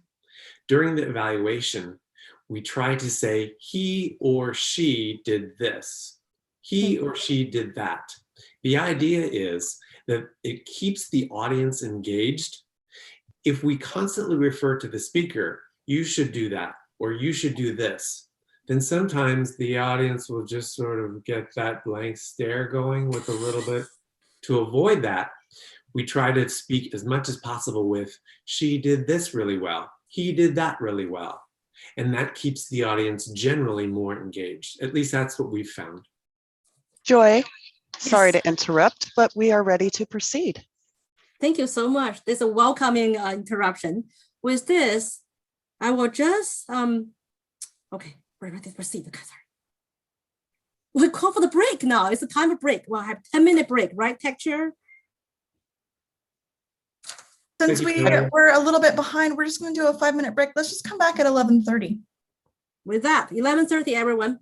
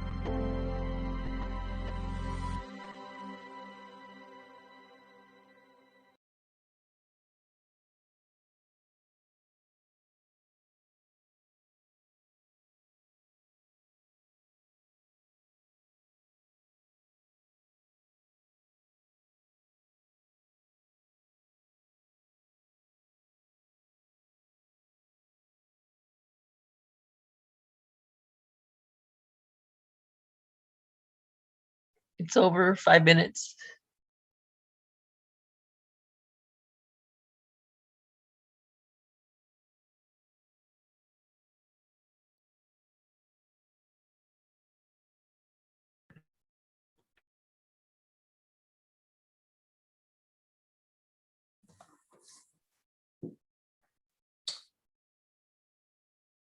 Joy, do I start or is the contest chair introducing me?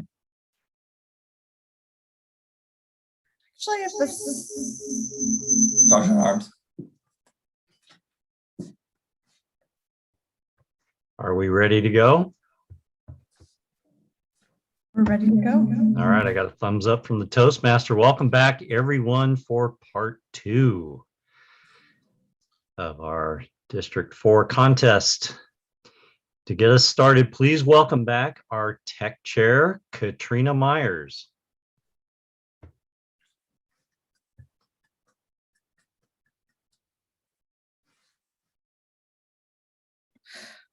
Okay, just checking. Sorry, I was having some issues with some background noise. I think we're good. Check. Perfect. Hello, everyone. I fixed the reverb problem. Hopefully you can still hear me.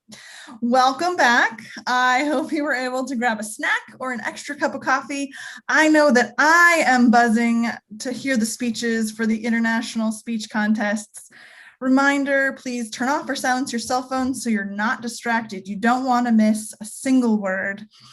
Since the regional quarterfinals require a video submission of the winning speech from our district, I'm going to start recording now. All right, we're ready to go. We will be spotlighting each contestant's video in order to optimize this recording. Photographs or video recordings during any contestant speeches by anyone else is not allowed without advanced approval from the contest chair. We will conduct a tech check before each speaker is introduced to ensure that the speaker is in gallery view and can see the timer. This may take a few extra seconds, so we appreciate your patience as we optimize the experience for the speaker and the speech recording for each contestant. I would now like to introduce our International Speech Toastmaster, Brad Jacobs. Thank you, Katrina.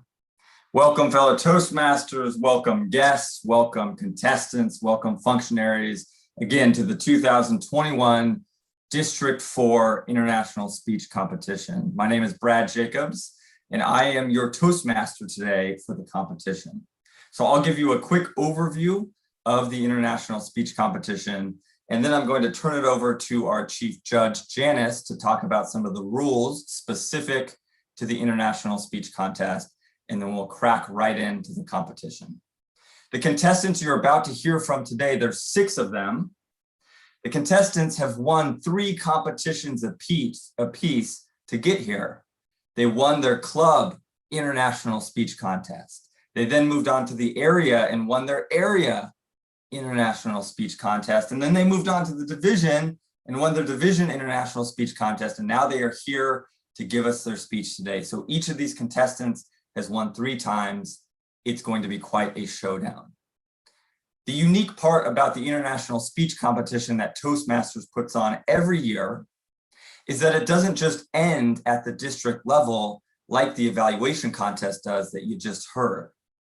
So the winner of today's District 4 International Speech Competition actually has a chance to move on and speak at the semifinals at the Toastmasters International Convention in August.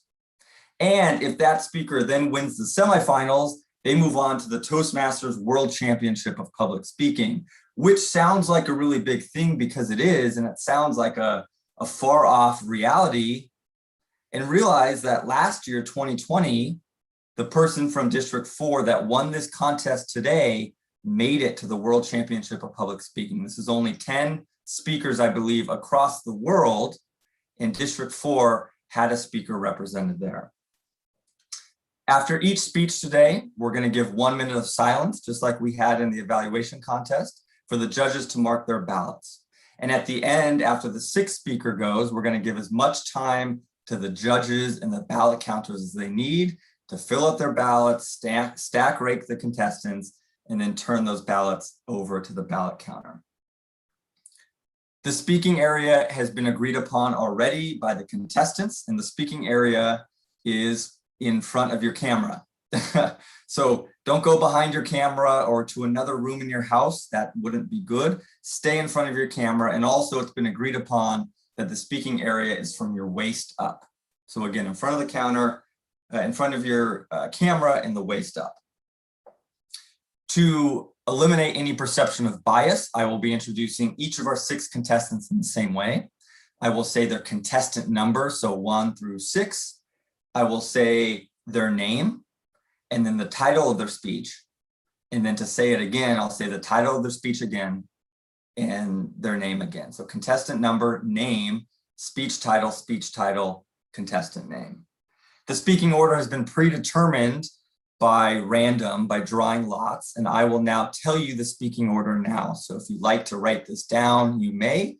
I will say it twice through so that you make sure you understand the speaking order. Contestant number 1 today is Tamim Suede.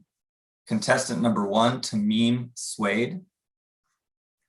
Contestant number 2, Gurab Mitra. Contestant number 2, Gurab Mitra. Contestant number 3, Stephen Chin. Contestant number 3, Stephen Chin.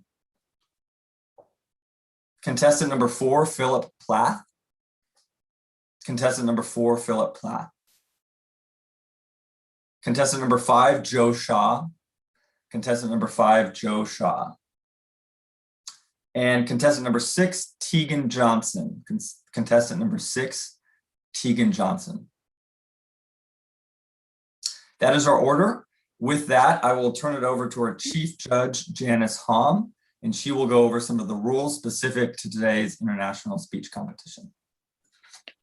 Thank you, Toastmaster Brad, and fellow Toastmasters and most honored guests. It is confirmed that all contestants are eligible to compete. All speeches are substantially original. Well, any quoted material must be so identified during the speech presentation, and the subject for the international speech is selected by the contestant. Contestants are permitted to remain in the room throughout the duration of the contest. Contestants will set up any props or visual aids in the 1 minute of silence before their introduction. Upon being introduced, the contestant will proceed immediately to the speaking position. The time of the international speech is 5 to 7 minutes with 30-second grace periods. Any speaker speaking less than 4 minutes and 30 seconds or more than 7 minutes and 30 seconds will be disqualified. The timing signals are visible from the computer and will be activated as follows. The tech chair has already shown the time video feed. So the contestants can see them activate the colors as I indicate the following times. Green at 5 minutes, yellow at 6 minutes, and red at 7 minutes. Each signal will appear until the next signal. The red signal will be displayed until the contestant finishes speaking. No notice will be given if a contestant speaks past the grace period. Timing will begin with the contestant's first definite verbal or non-verbal communication with the audience. This usually will be the first word uttered by the contestant, but would include any other form of communication. In the event of technical failure of the signal or timing equipment, a speaker is allowed 30 seconds extra overtime before being disqualified. Prior to announcing results, the chair will announce if time disqualifications occur, but not name the contestants involved. Judges have been instructed not to consider time in their ranking of the contestants. There are 12 judges and a secret tie judge known only to little me. Once the results have been announced, all decisions are final. The judges, timers, and ballot counters have all been briefed and are qualified to fulfill their roles. And now I'd like to return to control the meeting back to our Toastmaster, Brad Jacobs. Thank you, Janice. Fellow Toastmasters, welcome guests, contestants, functionaries. It is time to begin the 2021 District 4 International Speech Competition. I will conduct a tech check so the speaker can make sure that their audio is functioning and we, their audience, can hear them, and also so that they can see the timer. Speaker 1, are you able to see the timer? Hi, Pratt. Yes, I'm able to see the timer. Great. We can hear you loud and clear. Contestant number 1, Tamim Suede. Be the cocoon. Be the cocoon, Tamim Suede. It was a moment that I will never forget. My mother was teaching class at our home, and my father hit her in front of the students. After it happened, I asked her, "Mom, how can you possibly stay with him?"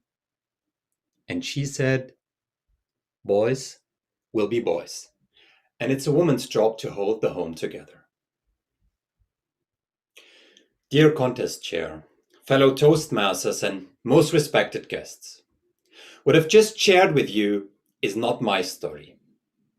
It is the story of Sidra, a courageous young woman who shared it with the blog Humans of New York. Her story reflects a reality we men often fail to understand. Women are born into a world that teaches them not to speak up, and when they do, they barely find someone who supports them. And as a man, a husband, a father, I do consider myself lucky that I had 2 strong women in my life who showed me how crucial it is to be that support. My mother and my aunt, who had a supportive father, their cocoon, my grandfather. Many years ago, my aunt went to perform the Muslim pilgrimage in Mecca, called the Hajj. Now, in the mosque is a big black cube called the Kaaba. The Kaaba is closed to the public and has no other entry other than one door. Now that door is elevated 7 feet above the ground, which means you don't get inside. While my aunt was encircling the Kaaba, she noticed that not only was the door open, but there was a rope hanging down.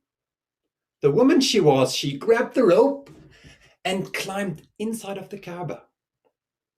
When she wanted to start a prayer, a male security guard to her and he shouted, "Hey, woman, what are you doing there?" She looked at him and said, "If God invites me to his house, who are you to ask this question?" The guard couldn't say a single word. She then continued her prayer, grabbed the rope and slid down like a boss. And there are rumors that to this day, the very same God is standing at the same spot with an open mouth. My aunt has the courage of a lion. Now, let me tell you about my mother. She was a teenager back then in Syria when my uncle, her older brother, became more strict and stern in practicing his religion. So he asked her to put on a headscarf, even though she didn't want to. My mother was a very pragmatic person, so what would she do? When she would leave the house, she'd put on the headscarf. But as soon as she turned around the next corner, she just simply took it off. Of course, at one point in time, my uncle noticed that. So he asked her about it. So the question became an argument. The argument became louder and louder until my grandfather heard them. He stepped into the room and then he said to my uncle, "Son, your sister is free to do whatever she wants to. You, as her older brother, are here to support her and not to command her." So my grandfather lectured his oldest son in front of his daughter. But more importantly, he strengthened her back. She walked upright throughout her entire life. She was the rock in our family, and she was beloved in our community. When she passed away, more than 500 people came to bid her farewell. I wouldn't be the man I am today if it was not for her. But I also want to believe that she and my aunt might not have been the woman they were if it wasn't for the support of my grandfather. We men lose everything when we hold our women down.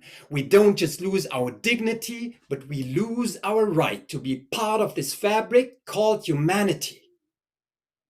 But if we support them, we weave a fabric that is unbreakable. My ancestors made me aware of that. Feedback from my friends made me see my own flaws. But the birth of my daughter made me feel it in my core. 7 years ago, it was a full moon night when she was born. I was holding her in my arms when I heard her first cry. And I looked at her and said, Iman, you are my daughter. This world is full of wonders and challenges. I'm here to protect you from the things you aren't yet ready for and cheer you on when you're ready to tackle them. There is no challenge in this world that is too big for you. You are my butterfly, and I am your cocoon. We had 2 more girls, each one of them unique in their character, enriching our life every single day. So to Iman Nora, our smarty pants, may you build the most advanced spaceship the world has ever seen. And to Bayan Yasmin, our free spirit, may you paint the world with the colors of your heart. And to Jumana Maryam, you little chimpanzee, may you climb the highest mountain and jump from the highest cliff and show us the world in a way we wouldn't have imagined before. And to all the dads out there, take care of your girls, because they're in your care only for a very short time. Give them the time they need inside the cocoon, and then let them leave at their own pace, and watch how they spread their wings and fly and change the world with the flaps of their wings. Thank you. Please allow 1 minute of silence for the judges to mark their ballots.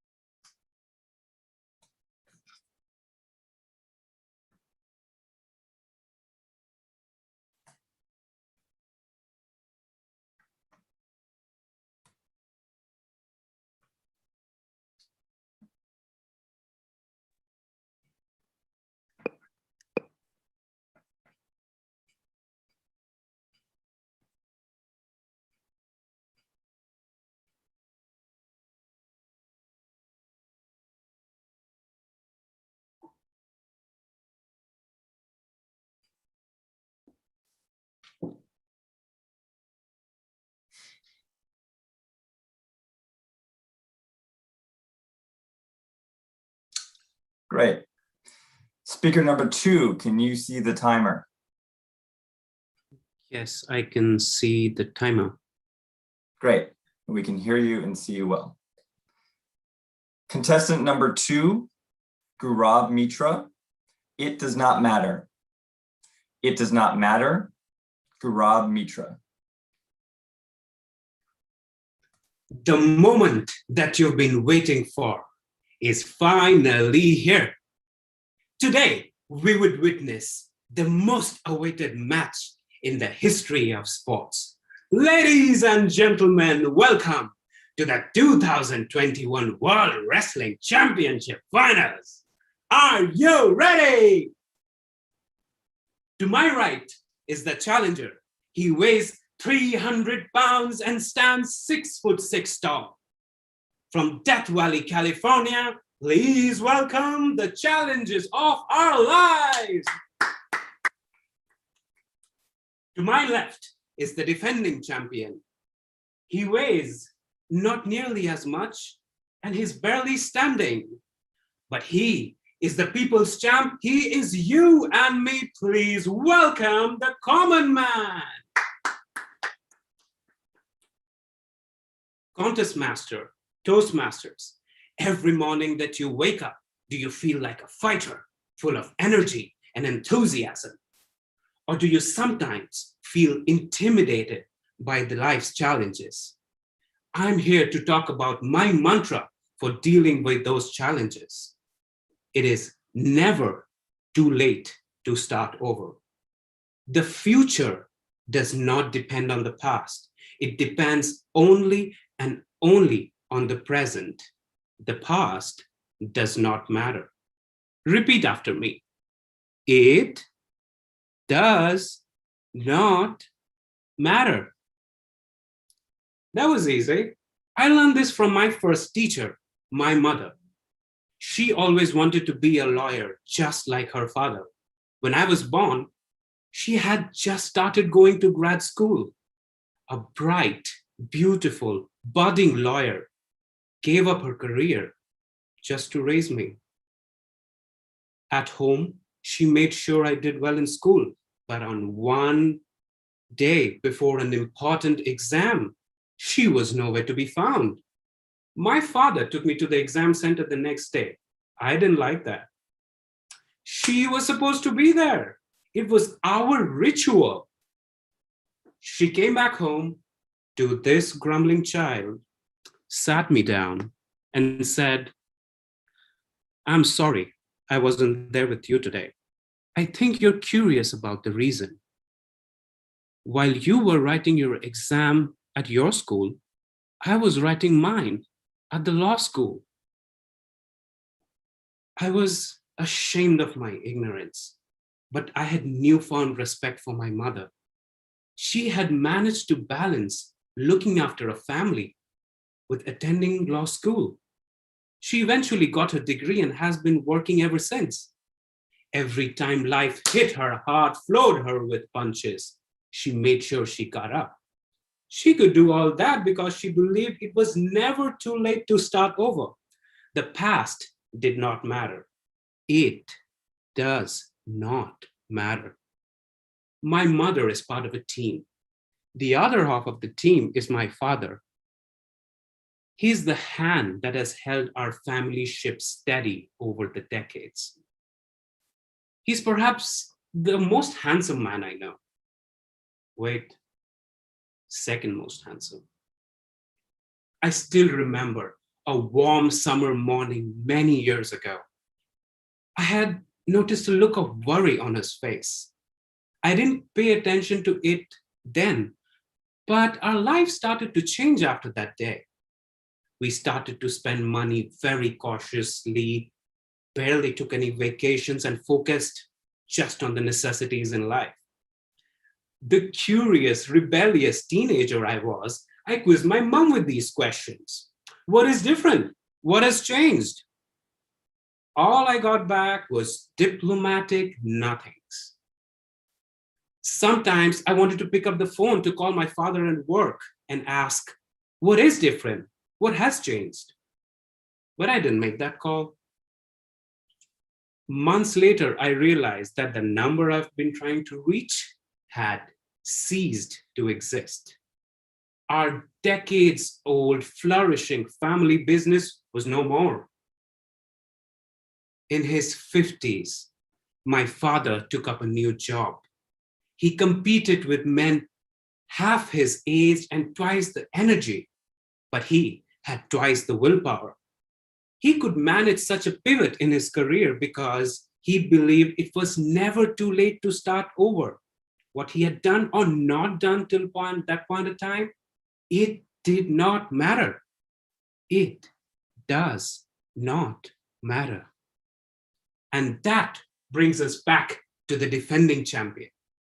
Napoleon Hill said, start wherever you stand. Work with whatever tools you have. Better tools would be found as you go along. I learned that from my family, but I think that's true for our Toastmasters family and for the world. Research suggests that people who pick up the tools that they have and make the change that they have always wanted to are happier with their lives. So Toastmasters, the solution to all of our problems starts in the here and now. Don't wait for the perfect moment to make that change that you have always wanted. The perfect moment is now. The real winners of this contest need not be people on the agenda. It could be you. If you realize and truly believe it is the present moment that really matters. Contest chair.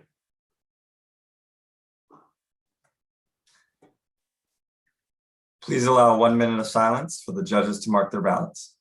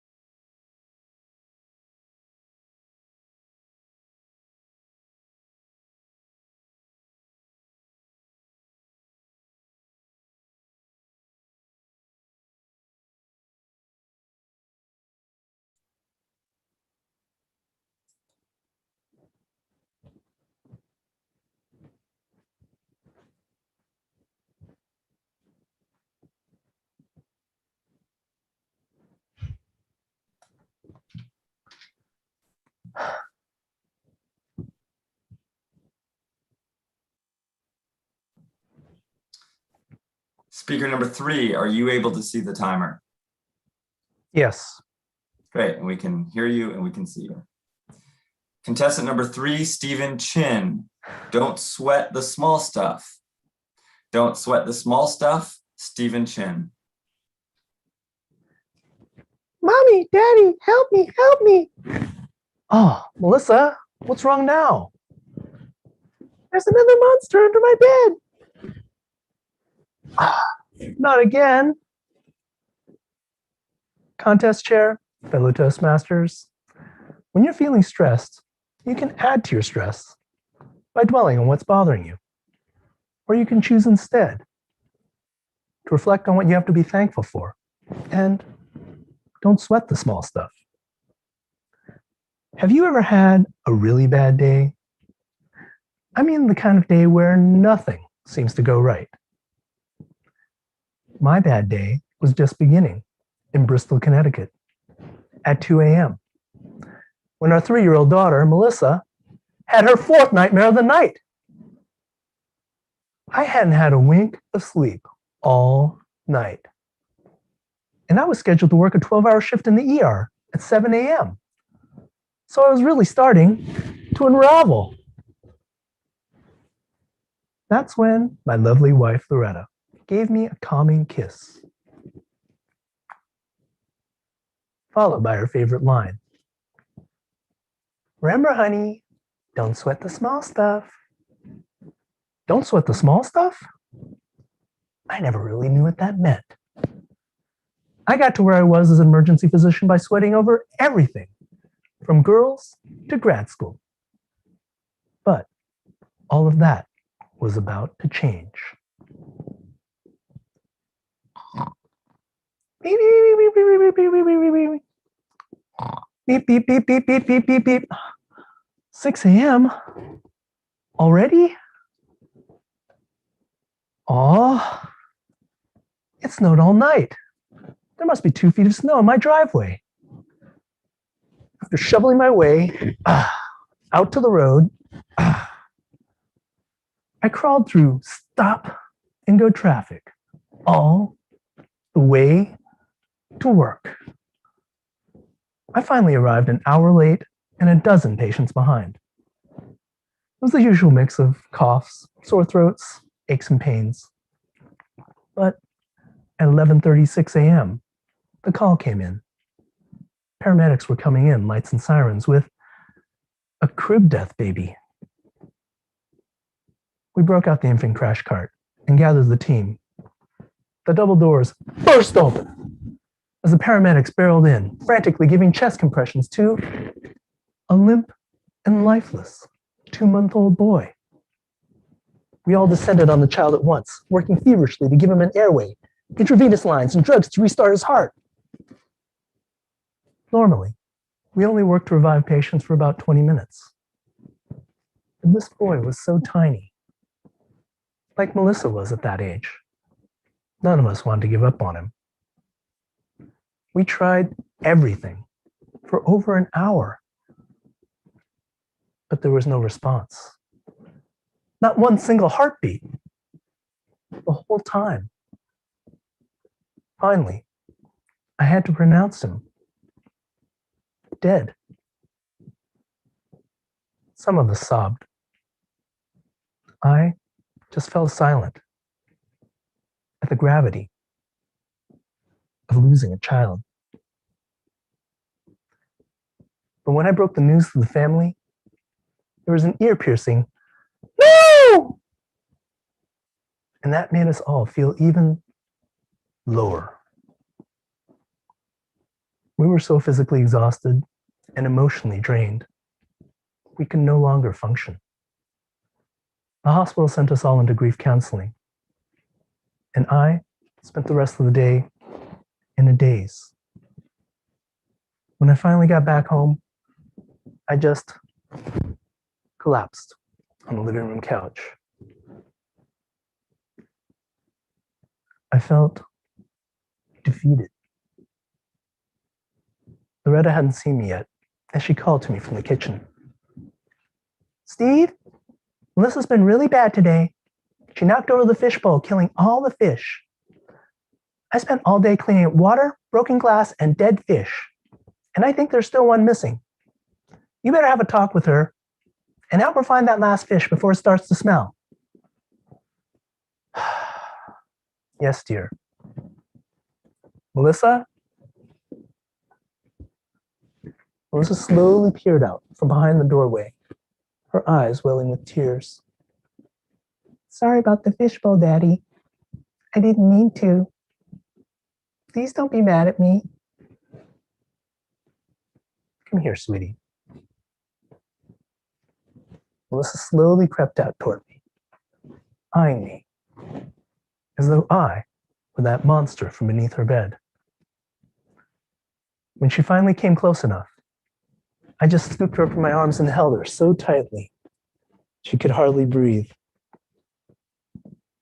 And as I did so, I thanked God for the feel of her heart, bump, bump, bump, bump, beating strongly against my own.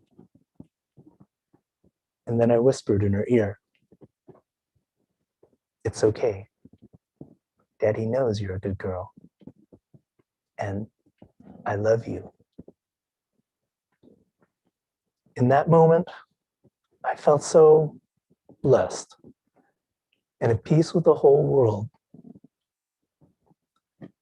Until Loretta barged in screaming, "Is that how you're going to discipline her?" "Oh, hi, honey. I know this isn't what you're expecting, but when I tell you about the day that I've had, I think you'll understand. Let's go out for dinner. For some reason, I'm in the mood for sushi tonight." Loretta just glared at me, shaking her head in anger and disbelief. But all I could do was smile for the longest time before giving her a calming kiss and reminding her, "Remember, honey, don't sweat the small stuff." Contest chair. Please allow 1 minute of silence for the judges to mark their ballots.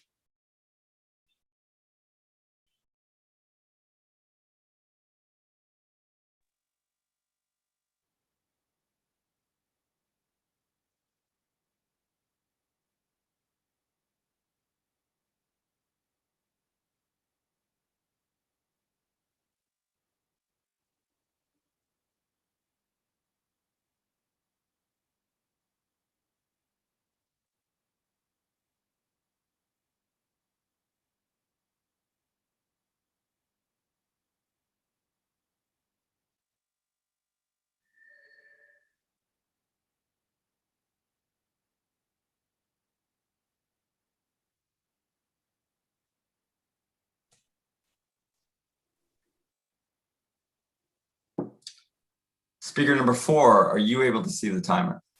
Yes, I am. Thank you, Toastmaster. Great, we can hear and see you as well. Contestant number 4, Philip Plath. Death needs a salesman.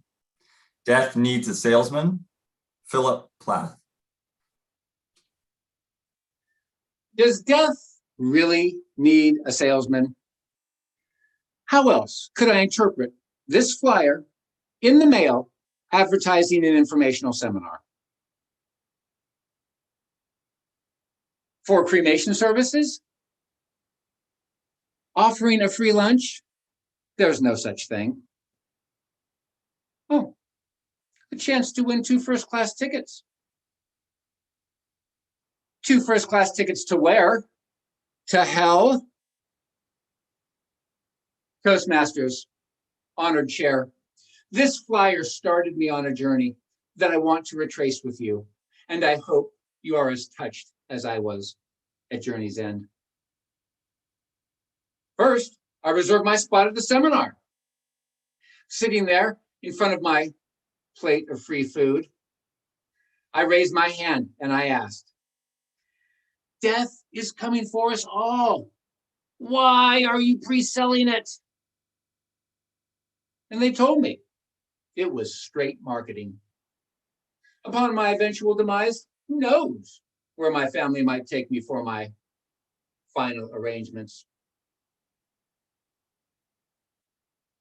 But now I'm in their audience, they have my attention, and the probability has skyrocketed that my poor, grieving family will come to them with a contract in hand and a tear in their eye when I finally do pass. Maybe death does need a salesman. My journey continued. Their flyer fascinated me. This is what it takes to get us to sit down and talk about our euphemistic end. It seems we'd rather be doing really anything other than planning for our future demise. I think we have a problem with death. Consider if only our vocabulary regarding death and dying. His health is failing. She lost the fight. Why do we have to be failures and losers at the end of our lives? That's not right. I don't know exactly where or when dying got so separated from living. I read a book by B.J. Miller where he used a tree to describe the cycle of life. The first third of life is spent growing. The middle third of life is spent living. And the last third of life is spent, you guessed it, dying. Except dying doesn't have to be that morbid consideration that follows us to the grave.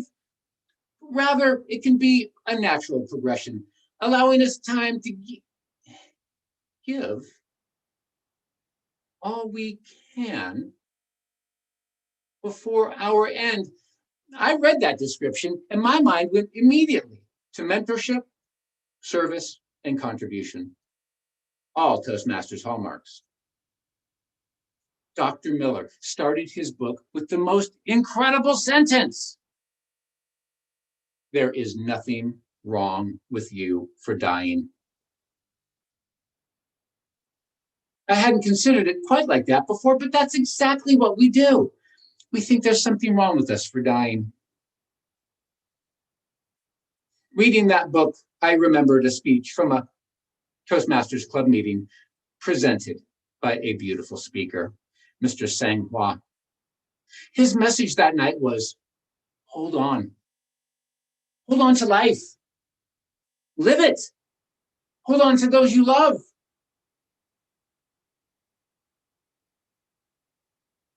Don't let life pass you by. I agree with all of that. Yet I know I must reach an accord with death, for I do not want to spend one moment fearing it. Every moment spent fearing death is a moment not spent living. I learned that lesson from my father. He died a terrible, miserable death, and it broke my heart.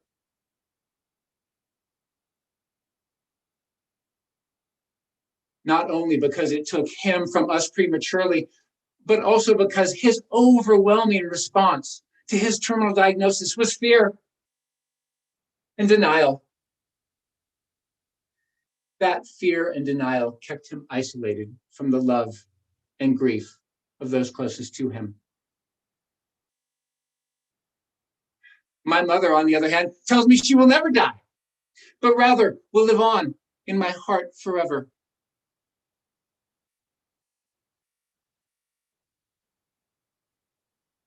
But I know my heart will stop.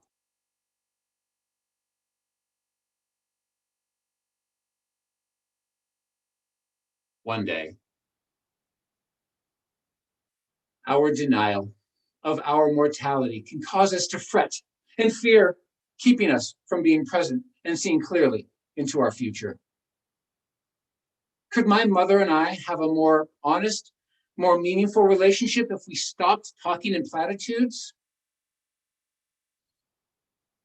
I think we could. Could she be convinced those closest to her could appreciate her fear and know more about her because of it? I think so.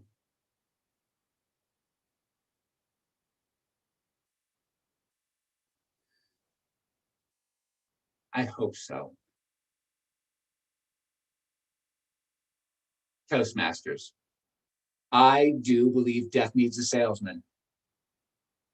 But more than that, I believe death needs a public relations firm, and I am here for that. Hold on to life. Absolutely. But we should never allow fear of the most natural and necessary part of our life, the end of it, keep us from living right now. Mr. Toastmaster. Please allow 1 minute of silence for the judges to mark their ballots.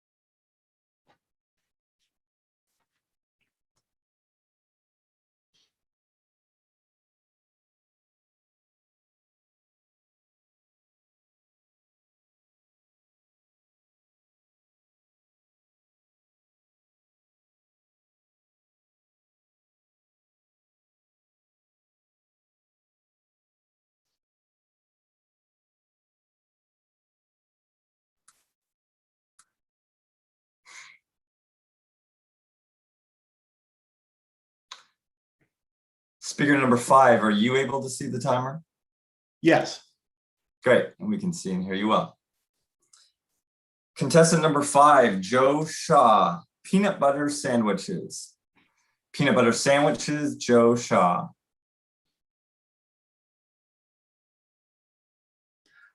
Life is hard. My grandma used to tell me. Eventually, someone will hurt you.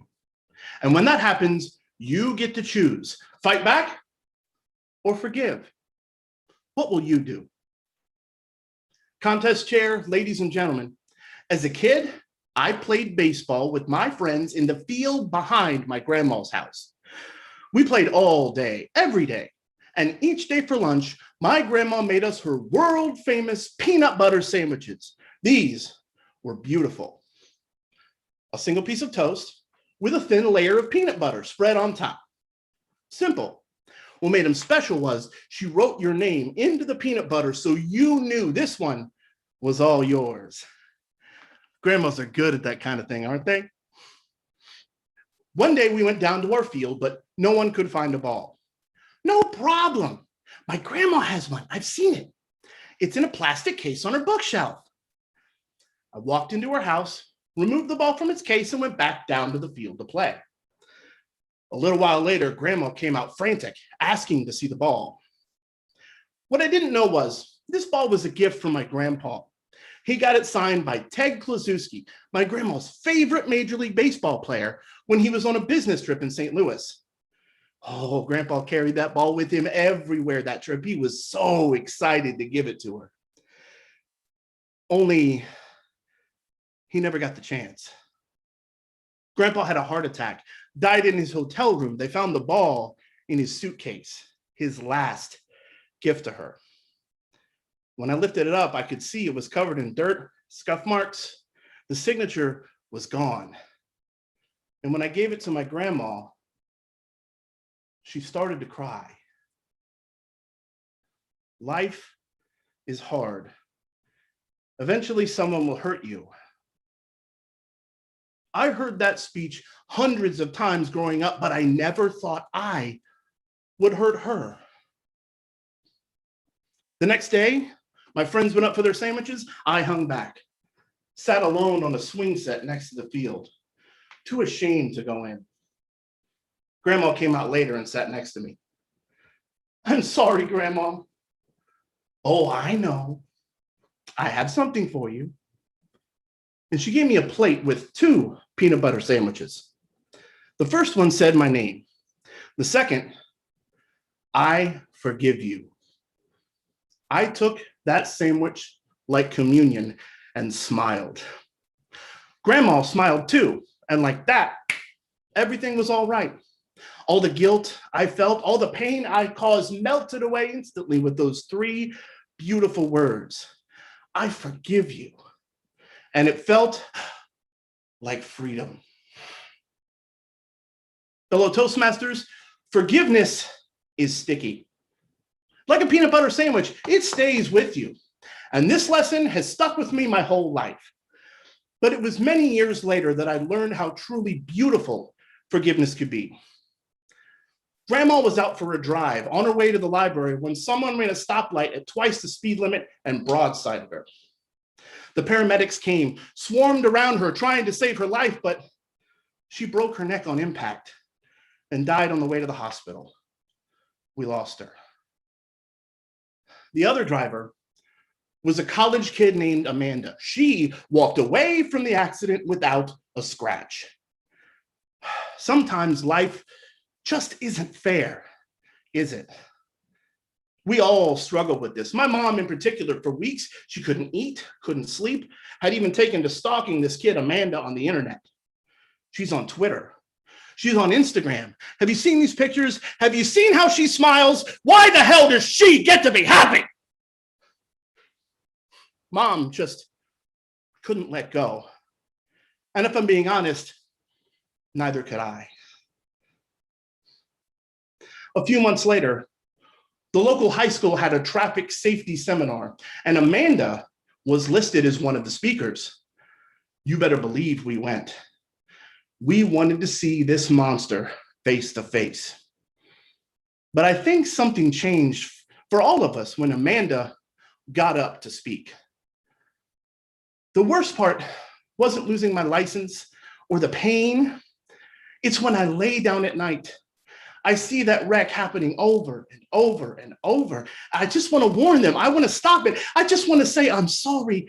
I'm sorry. I'm so sorry. But I can't.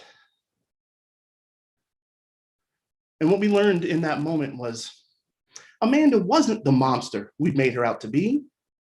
She was a scared kid, sitting alone on her own swing set, only now there was no one to sit next to her and take the pain away.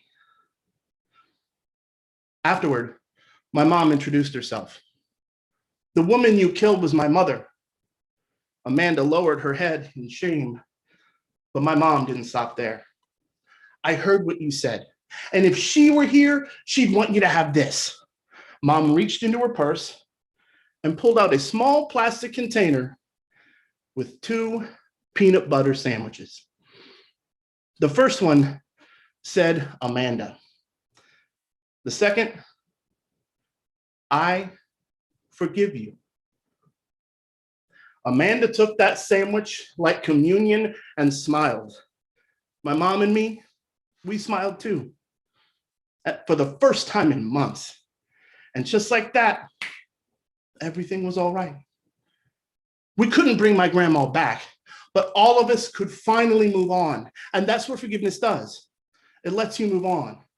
It makes you free. Fellow Toastmasters, forgiveness is sticky. Like a little kid with a peanut butter sandwich, it gets all over everything. When you have it, you can't help but share it. And that's what my grandma did. That's what she left us. A beautiful legacy of forgiveness for me, my friends on the baseball field, my family, even Amanda. And now we share this legacy with all of you. Life is hard. Eventually, someone will hurt you. And when that happens, you get to choose. Will you fight back? Or will you share the power, the beauty, and the freedom of forgiveness and peanut butter sandwiches? Toastmaster. Please allow 1 minute of silence for the judges to mark their ballots.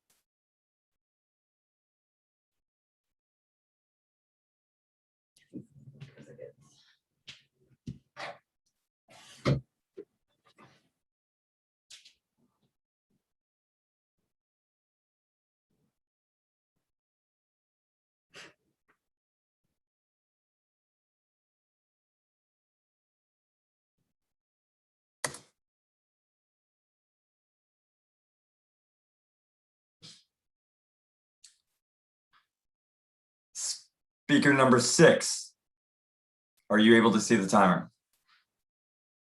Yes. Are you able to hear me and see me clearly? We can, thank you. Contestant number 6, Tegan Johnson, The Abandonment. The Abandonment, Tegan Johnson.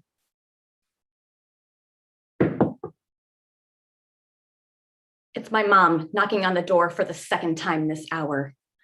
Leave me alone. I'm fine. I'm not. I'm curled up on my bed, fully clothed. My once perfect eye makeup now in black trails down my cheeks. I'm not hungry. I'm fine. I thought those girls were my friends. I thought we were done excluding one another. I thought we were adults now. We were 9th graders, for Pete's sake. I'm too ashamed to tell my mom what happened. I'm too ashamed to tell her that I've just been abandoned by the only friends I thought I had. It was supposed to be a fun night out. My friend group decided to leave our usual hangout spot and head to McDonald's for a bite to eat instead. Only there wasn't enough room for all of the girls to ride in one car together. So I was told that I would have to go in the boys' car. The boys' car, with me inside, pulls into McDonald's first. So we wait. And we wait. And we wait. At first, I'm worried. What if there's been an accident? I frantically start dialing each girl's number. No one answers. No one calls me back. And no one ever shows up. I have just been abandoned. Contest chair, fellow Toastmasters, I teleport you back to this most painful experience of my childhood, not because I enjoy reliving the experience, and not because I think you have some weird fascination with teenage drama, but because the painful experience from this one night continues to power the way that I treat others each and every day. For years, I saw the pain of this abandonment as just a negative experience to be buried deep, until I realized that my pain could be my power. I realized that because I knew the torture of feeling like I didn't belong, I could more easily recognize this feeling in others. And in this awareness lies my ability to be a more inclusive person. Pain is unavoidable and experienced by us all. I'd like to share the story of how I realized I could derive power from my pain, in hopes that it will help you find ways to derive power from yours. I never forgot about that night at McDonald's. I buried those feelings of anger and resentment deep, thinking I would never have to deal with them again. Until 10 years later, when all of those feelings came flooding back to me in the most unexpected way. It was the summer of 2014. I was attending a small physics conference in Albuquerque, New Mexico for the third time. I knew dozens of faces. I knew where to sit at dinner and who to grab a happy hour beer with. Because there weren't very many women at this physics conference, I was randomly assigned a hotel roommate, Tessa. Tessa had flown in all the way from Melbourne, Australia to attend the conference for her first time. I liked Tessa. She was calm and cool and pleasant to be around, but we didn't have the same schedule. I would only occasionally see her at early in the morning or when she'd make her way to the same dinner table as me. Then came the weekend break of the conference. A group of us at dinner hatched a plan to finally escape the hotel and have a fun night at a local bar. I sprint up the stairs to grab my purse, and I realized that Tessa's already in the room, curled up on her bed, fully clothed. We're gonna grab a drink. Wanna come? No, thanks. I'm fine. I feel a stab in my chest. I know what I'm fine really means. And I know what I'm fine really feels like. All at once, the anger and resentment I'd held towards those girls for abandoning me turned into gratitude. Because in that moment, I knew exactly what to do to make things right. I kneel down beside the bed. I can see the faint black trails running down her cheeks. I ask Tessa what is wrong, even though I know. I don't feel like I belong in your group of friends, and I don't want to just tag along and spoil your good time. I put my hand on her shoulder and I tell her, I am so sorry for making you feel like you didn't belong. I am so sorry that I had the power to prevent your pain and I didn't. And I tell her, you are wanted, you are welcome, and you belong. That night ended on a happy note. Tessa did join us and had a great time. But I will always remember that evening as the moment I realized that my pain could be my power. That by reframing my abandonment as a gift for making me a more inclusive person, I no longer harbor anger or resentment towards those that hurt me. Instead, to them, I am grateful. My pain is my power. Your pain is your power. What negative experience can you derive your power from? What pain can you reframe as a catalyst for making you a better person? What will you cherish more after having lost? Who will you fight for after having been a target? Pain is unavoidable. It comes in different shapes and it cuts at different depths. We may ask ourselves, why? And never find a good answer. But the answer to the question, what now, can be up to you. And know that when you are ready, your pain is your power. Contest Toastmaster. Please allow as much time as is needed for the judges to finish marking their ballots and the ballot counters to collect those ballots. Judges, you have been instructed previously by the chief judge on how to get the ballot counters your ballots. If you have any questions during this time, you can contact the chief judge.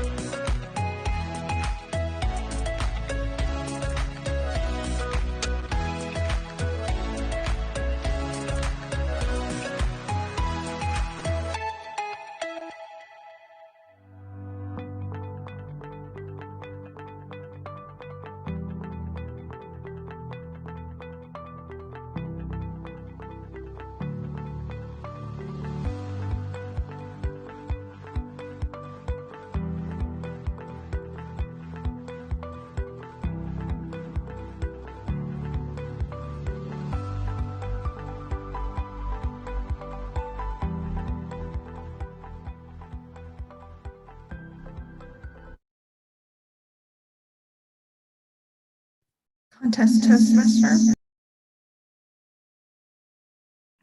Yes.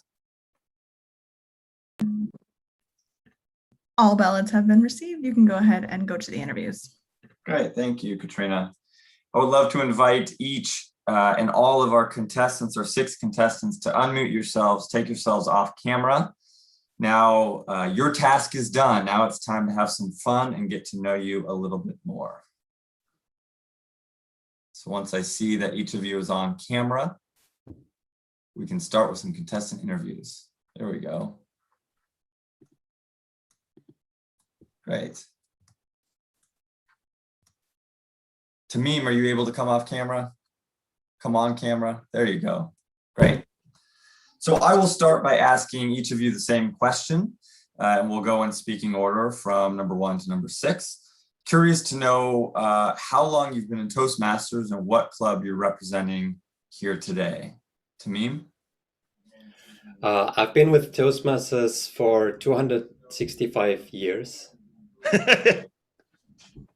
That's not true. I just wanted to give you a different answer. I think 2016 is when I joined the first time, and then I was off for a while, and now I'm right now with awesome Toastmasters at Amazon in East Palo Alto, enjoying it a lot. Shout out to Kirti, our president and my mentor during all the time for preparing for this speech. Yeah. Good to see you again, Tamim. I remember when we met many years ago at a different club in the South Bay. So good to see you're still at it. Contestant number 2, Gaurav. Hi, I have been in Toastmasters for 5 years. I've had an on and off relationship, which is mostly on now. and I'm representing Global San Francisco Toastmasters here today. Great. What is this a public club? What time and where does it meet, or is it a company club? It's a community club. It's an open club. We meet every week on Tuesdays at 6:30 p.m. Great. Where do you meet? Well, right now we meet on Zoom, but the location generally is 525 Market Street or something like that. In San Francisco. Yeah. Great. Yeah. Great. Stephen? Is that me? Okay. Hi, I've been with Toastmasters for 7 years, and I belong to 3 clubs: San Francisco Storytellers, San Mateo Storytellers, and San Mateo Toastmasters 191. I'm representing San Francisco Storytellers at this time. Great. Looks like you're in an Uber or some sort of public transit with your mask on there. You got it. You got it. You nailed it right on the head. There we go. Sorry, I got a train to catch. It's okay. Figured in your own car you would not be driving with a mask on. Contestant 4, Philip. Hello, Toastmasters. I have been a Toastmaster for not quite 2 years, and I'm representing in this contest the Pro Masters in San Mateo. Very cool. Thank you so much. Contestant 5, Joe Shaw. Hi, I've been in Toastmasters about 11 years, and I'm currently representing San Mateo Storytellers. Great. A couple for San Mateo Storytellers. Second time. Contestant number 6, Tegan. Hi, I've been in Toastmasters for about 1.5 years now, and I am representing SF Toastmasters, which once upon a time used to meet in downtown San Francisco, and now we meet wherever you are. Right. Thank you. Now let's go the other direction. We'll start with Tegan. I'd like to ask each of you the same thing as well. What is one thing that you've learned from competing in public speaking that you may not have learned otherwise if you were just going to your meetings and giving speeches? It's not something that every Toastmaster does is choose to compete. So I'm curious what you feel like you've learned that you wouldn't have if you just stuck with giving speeches at your club meetings. Tegan? Thank you for that question. I was actually reflecting on this today. I feel like I have learned so much in these past few months, taking this one speech from each level to the next level to the next level. I think what I didn't realize in the beginning was what makes the structure of a good speech. I went back and I watched past contestants, past winners, and really kind of broke it down to the science of what goes into a good speech and started from there. And then I realized that there's so much I want to say and so little time to do it. And you really have to go back and make sure each word punches as hard as it can. I think that was the best thing that I learned in these past couple months. Thank you, Tegan. Joe, same question. We're not able to hear you.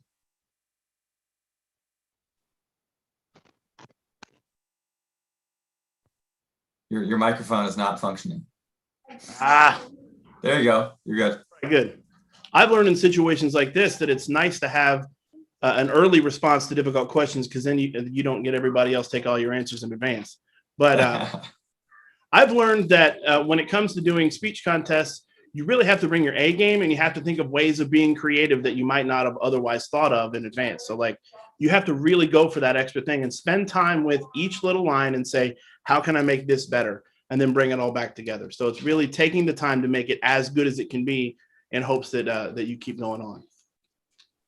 Thanks, Joe. Philip, same question to you. Joe is so right. Tegan and Joe said everything I want to say. I will say this, though, that I sort of miss the standard Toastmaster club meeting structure, because the speaker, the precious contest speaker, doesn't get to put together another speech or a project. I mean, I guess you could, but most of us are up here all the time with the speech that we're presenting. So I'm looking forward to this contest season being over one day and getting back and being a little bit more of a productive member of my Toastmaster clubs. Thank you, Philip. Stephen, how about you? What's one thing you've learned from competing that otherwise you may not have learned? I think that the one thing I've learned about competing in Toastmasters especially is that it's not so much about the winning or losing, it's about the experience. And that's why I compete every chance I get. And I grow from it. And because our philosophy is one of growth, we support each other. So it really doesn't matter if you win or lose. That doesn't mean I'm not trying to win, of course, but the important thing is that you bring your A game, as Joe said, and that's how you get better. You bring your A game, you take the feedback that you get and incorporate it to your style.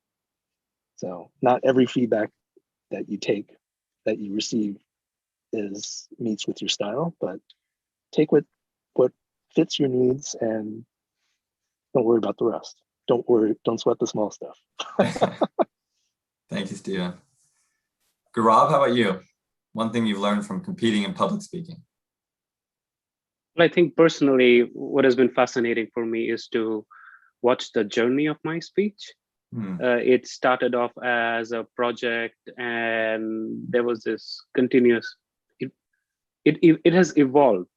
Now, when I go back and read through what I wrote during my club speeches in a project, and I look at what it is now, it has evolved quite a bit, and that is fascinating. And that's not a journey I've made by myself. I've been very fortunate to be in touch with the wonderful fellow Toastmasters in this group, in the club, and who are mentors that I've had. And it's just been a very enriching experience. Thank you, Gaurav. Tamim, how about you? I was asking myself, what is my A game? I think I don't know it yet. And that was kind of my journey to figure out what it is about. And another thing I think which was fascinating is our cognitive load as humans is super limited. So the listener doesn't necessarily get what you want to say. Like, does your idea transmit or like get into the head of the person who is listening to your speech? And I think that part is like just from the constant feedback I got from the people, where it's like, oh, I was actually wanted to say this, but people understood that and they were confused because of what I was saying before, and they were trying to connect. And that was so, for me, so fascinating to see how like communication, like clear communication is super hard. And I think that showed it for me in that journey to get to the speech where it is. I think still there's always room for improvement. So yeah, it was fascinating, and I learned so much. Thank you, Tamim. One motif, I guess, is the right word, that I noticed in a lot of the speeches was a really strong female character, and the contestants talking about strong females in their life. So I'm going to ask you in a random order, since you gave me so much grief about going in 1 through 6 and 6 to 1. It's going to be random this time.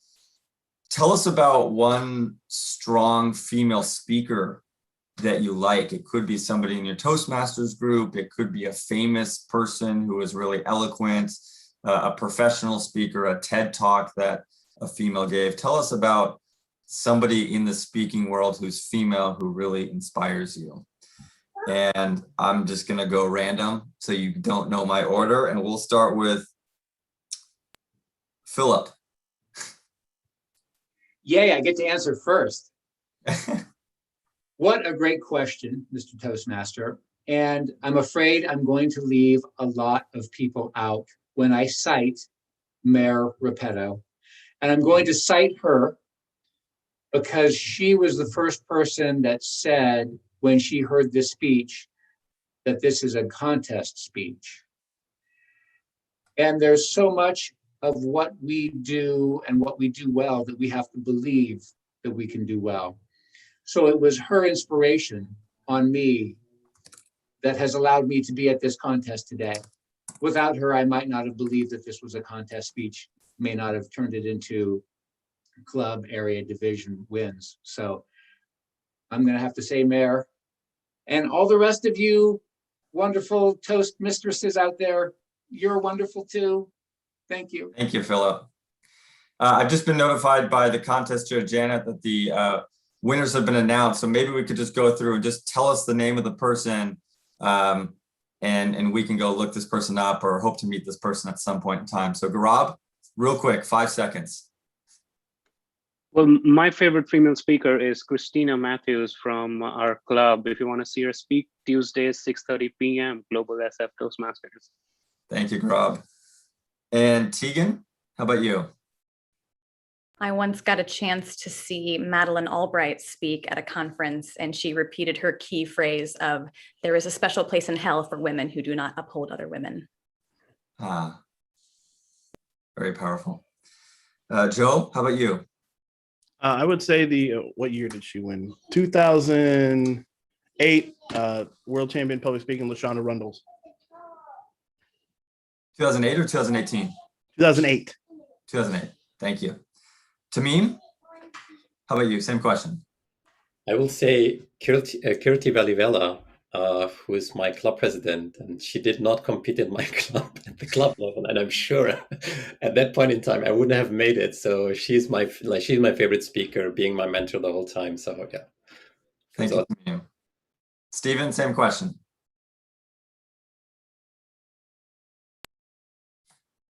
Are you still in the Uber? Might be gone. Okay. With that, thank you so much. Another round of applause virtually to the contestants. That's it for me. I will turn it back to our contest chair, Janet Sotherby. Janet?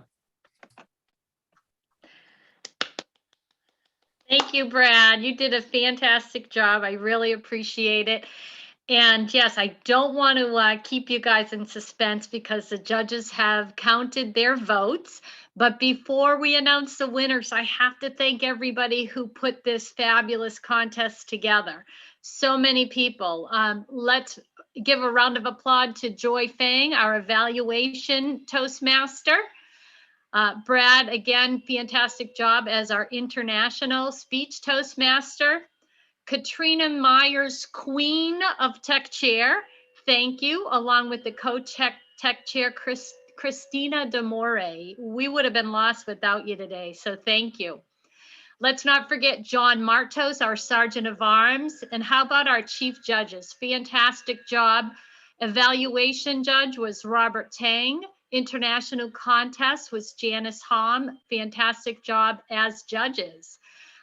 Let's not forget timers, Denise Singh and John Gill. And then we had our ballot counters, Gretchen Thomas, Fohan Sang, and Haruko Makatini. And I'm not going to name all the judges because we had about 25 judges that helped put this contest together. So I can't name them, but you all know who you are. We really appreciate the hard work you did. So please, let's everybody join me in welcoming our district director, who's going to give our announcement of the contest winners, District Director Kalidas. Please welcome.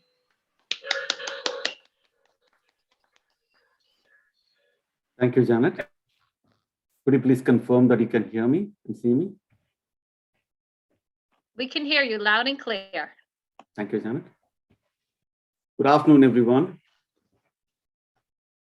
Before we get to announcing the winners, please join me in appreciating the effort it takes to put together an event of this magnitude and complexity. So my sincere thanks goes out to the army of volunteers led by our program quality director, Tim Carlisle. All of them worked in tandem to pull this off. So hands off to you. Congratulations, all contestants, and thank you for the memorable speeches that we got to hear through the day. Appreciate each one of you. Now I have the honor and privilege of announcing the winners. We will start with the evaluation contest. And I would like to have the chief judge for the evaluation contest, Robert Tang, to confirm if there were any disqualifications during the evaluation contest. There is a disqualification in the evaluation contest. Thank you, Robert. So there was one disqualification in the evaluation contest, and as per the rules, the other details are not revealed. Now moving on, let's start with the third prize winner. The third prize winner of the evaluation contest is Catherine Pratt. Kat, do you want to switch on your camera for a moment, please? Yes, she's on. She's on camera. Okay, yeah, all right. There was a delay in seeing her. Yeah, right. Moving on, second prize winner for the evaluation contest. Can we have some drum roll, please?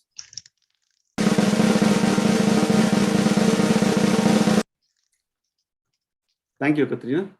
Second prize winner for the 2020-2021 evaluation contest for District 4 is Dan Beck.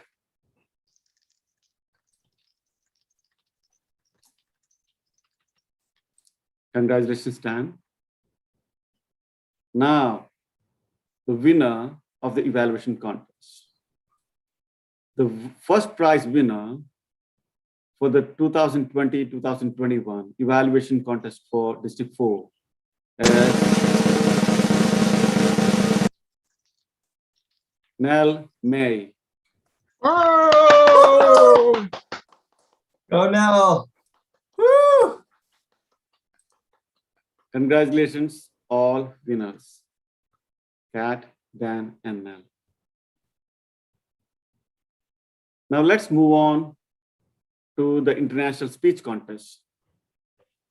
Again, following the protocol, I will check with the chief judge, Janice Holm, if there were any disqualifications in the international speech contest. Janice? District Director, there was no time disqualifications. Thank you, ma'am. So moving on with the third prize winner for the international speech contest. Can we have some drum roll, please? Thank you, Katrina. The third prize winner for the international speech contest for the 2020-2021 international speech contest for District 4 is Tegan Johnson.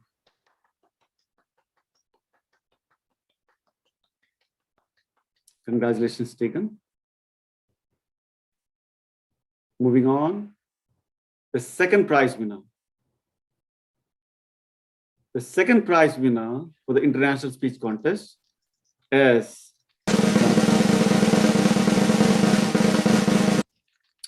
Joe Shaw. Congratulations, Joe. Now, the moment that we were waiting for.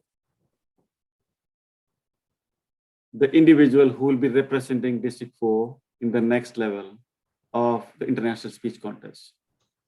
The first prize winner for this year's international speech contest is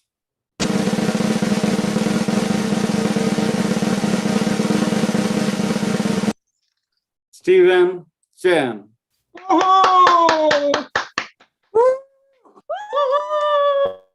Steve, can you switch on the camera from your Uber, please?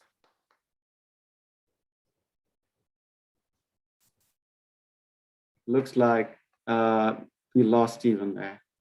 So congratulations, all the contestants and winners. Now we'll move on to the next part of the contest, which is the announcements, District 4 announcements.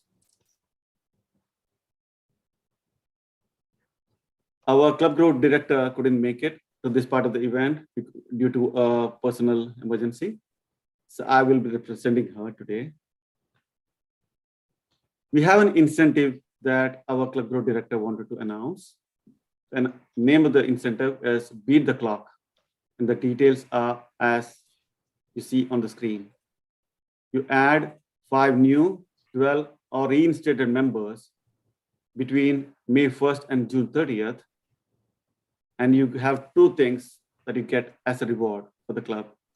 One, get 10% off your next Toastmasters International order. And in addition, the club will also be receiving a $25 gift certificate from District 4. If the club has achieved 5 distinguished club program goals. Right? So please make a note of it. And I strongly encourage all the clubs to strive for this incentive. Can we have the next slide, please? The one before? Yeah, thank you.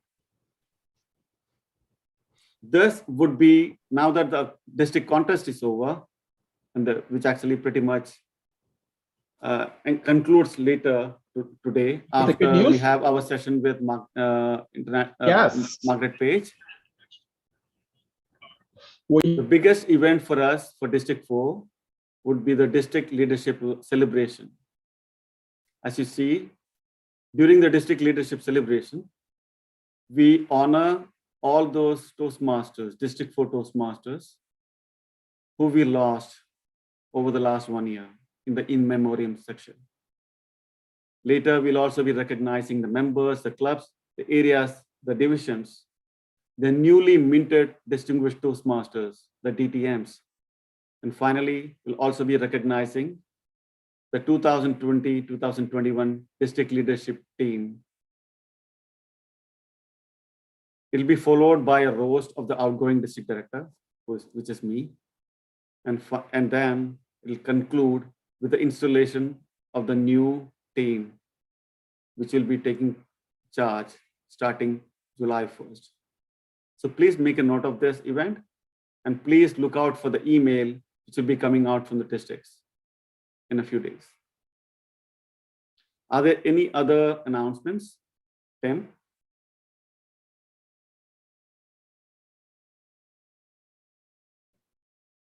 Hearing no other announcements, let's have the next slide, please. That pretty much concludes the district contest. Thank you all for coming. I wish you all a safe weekend. Enjoy your weekend. Enjoy the long weekend, actually. Stay safe. Bye-bye.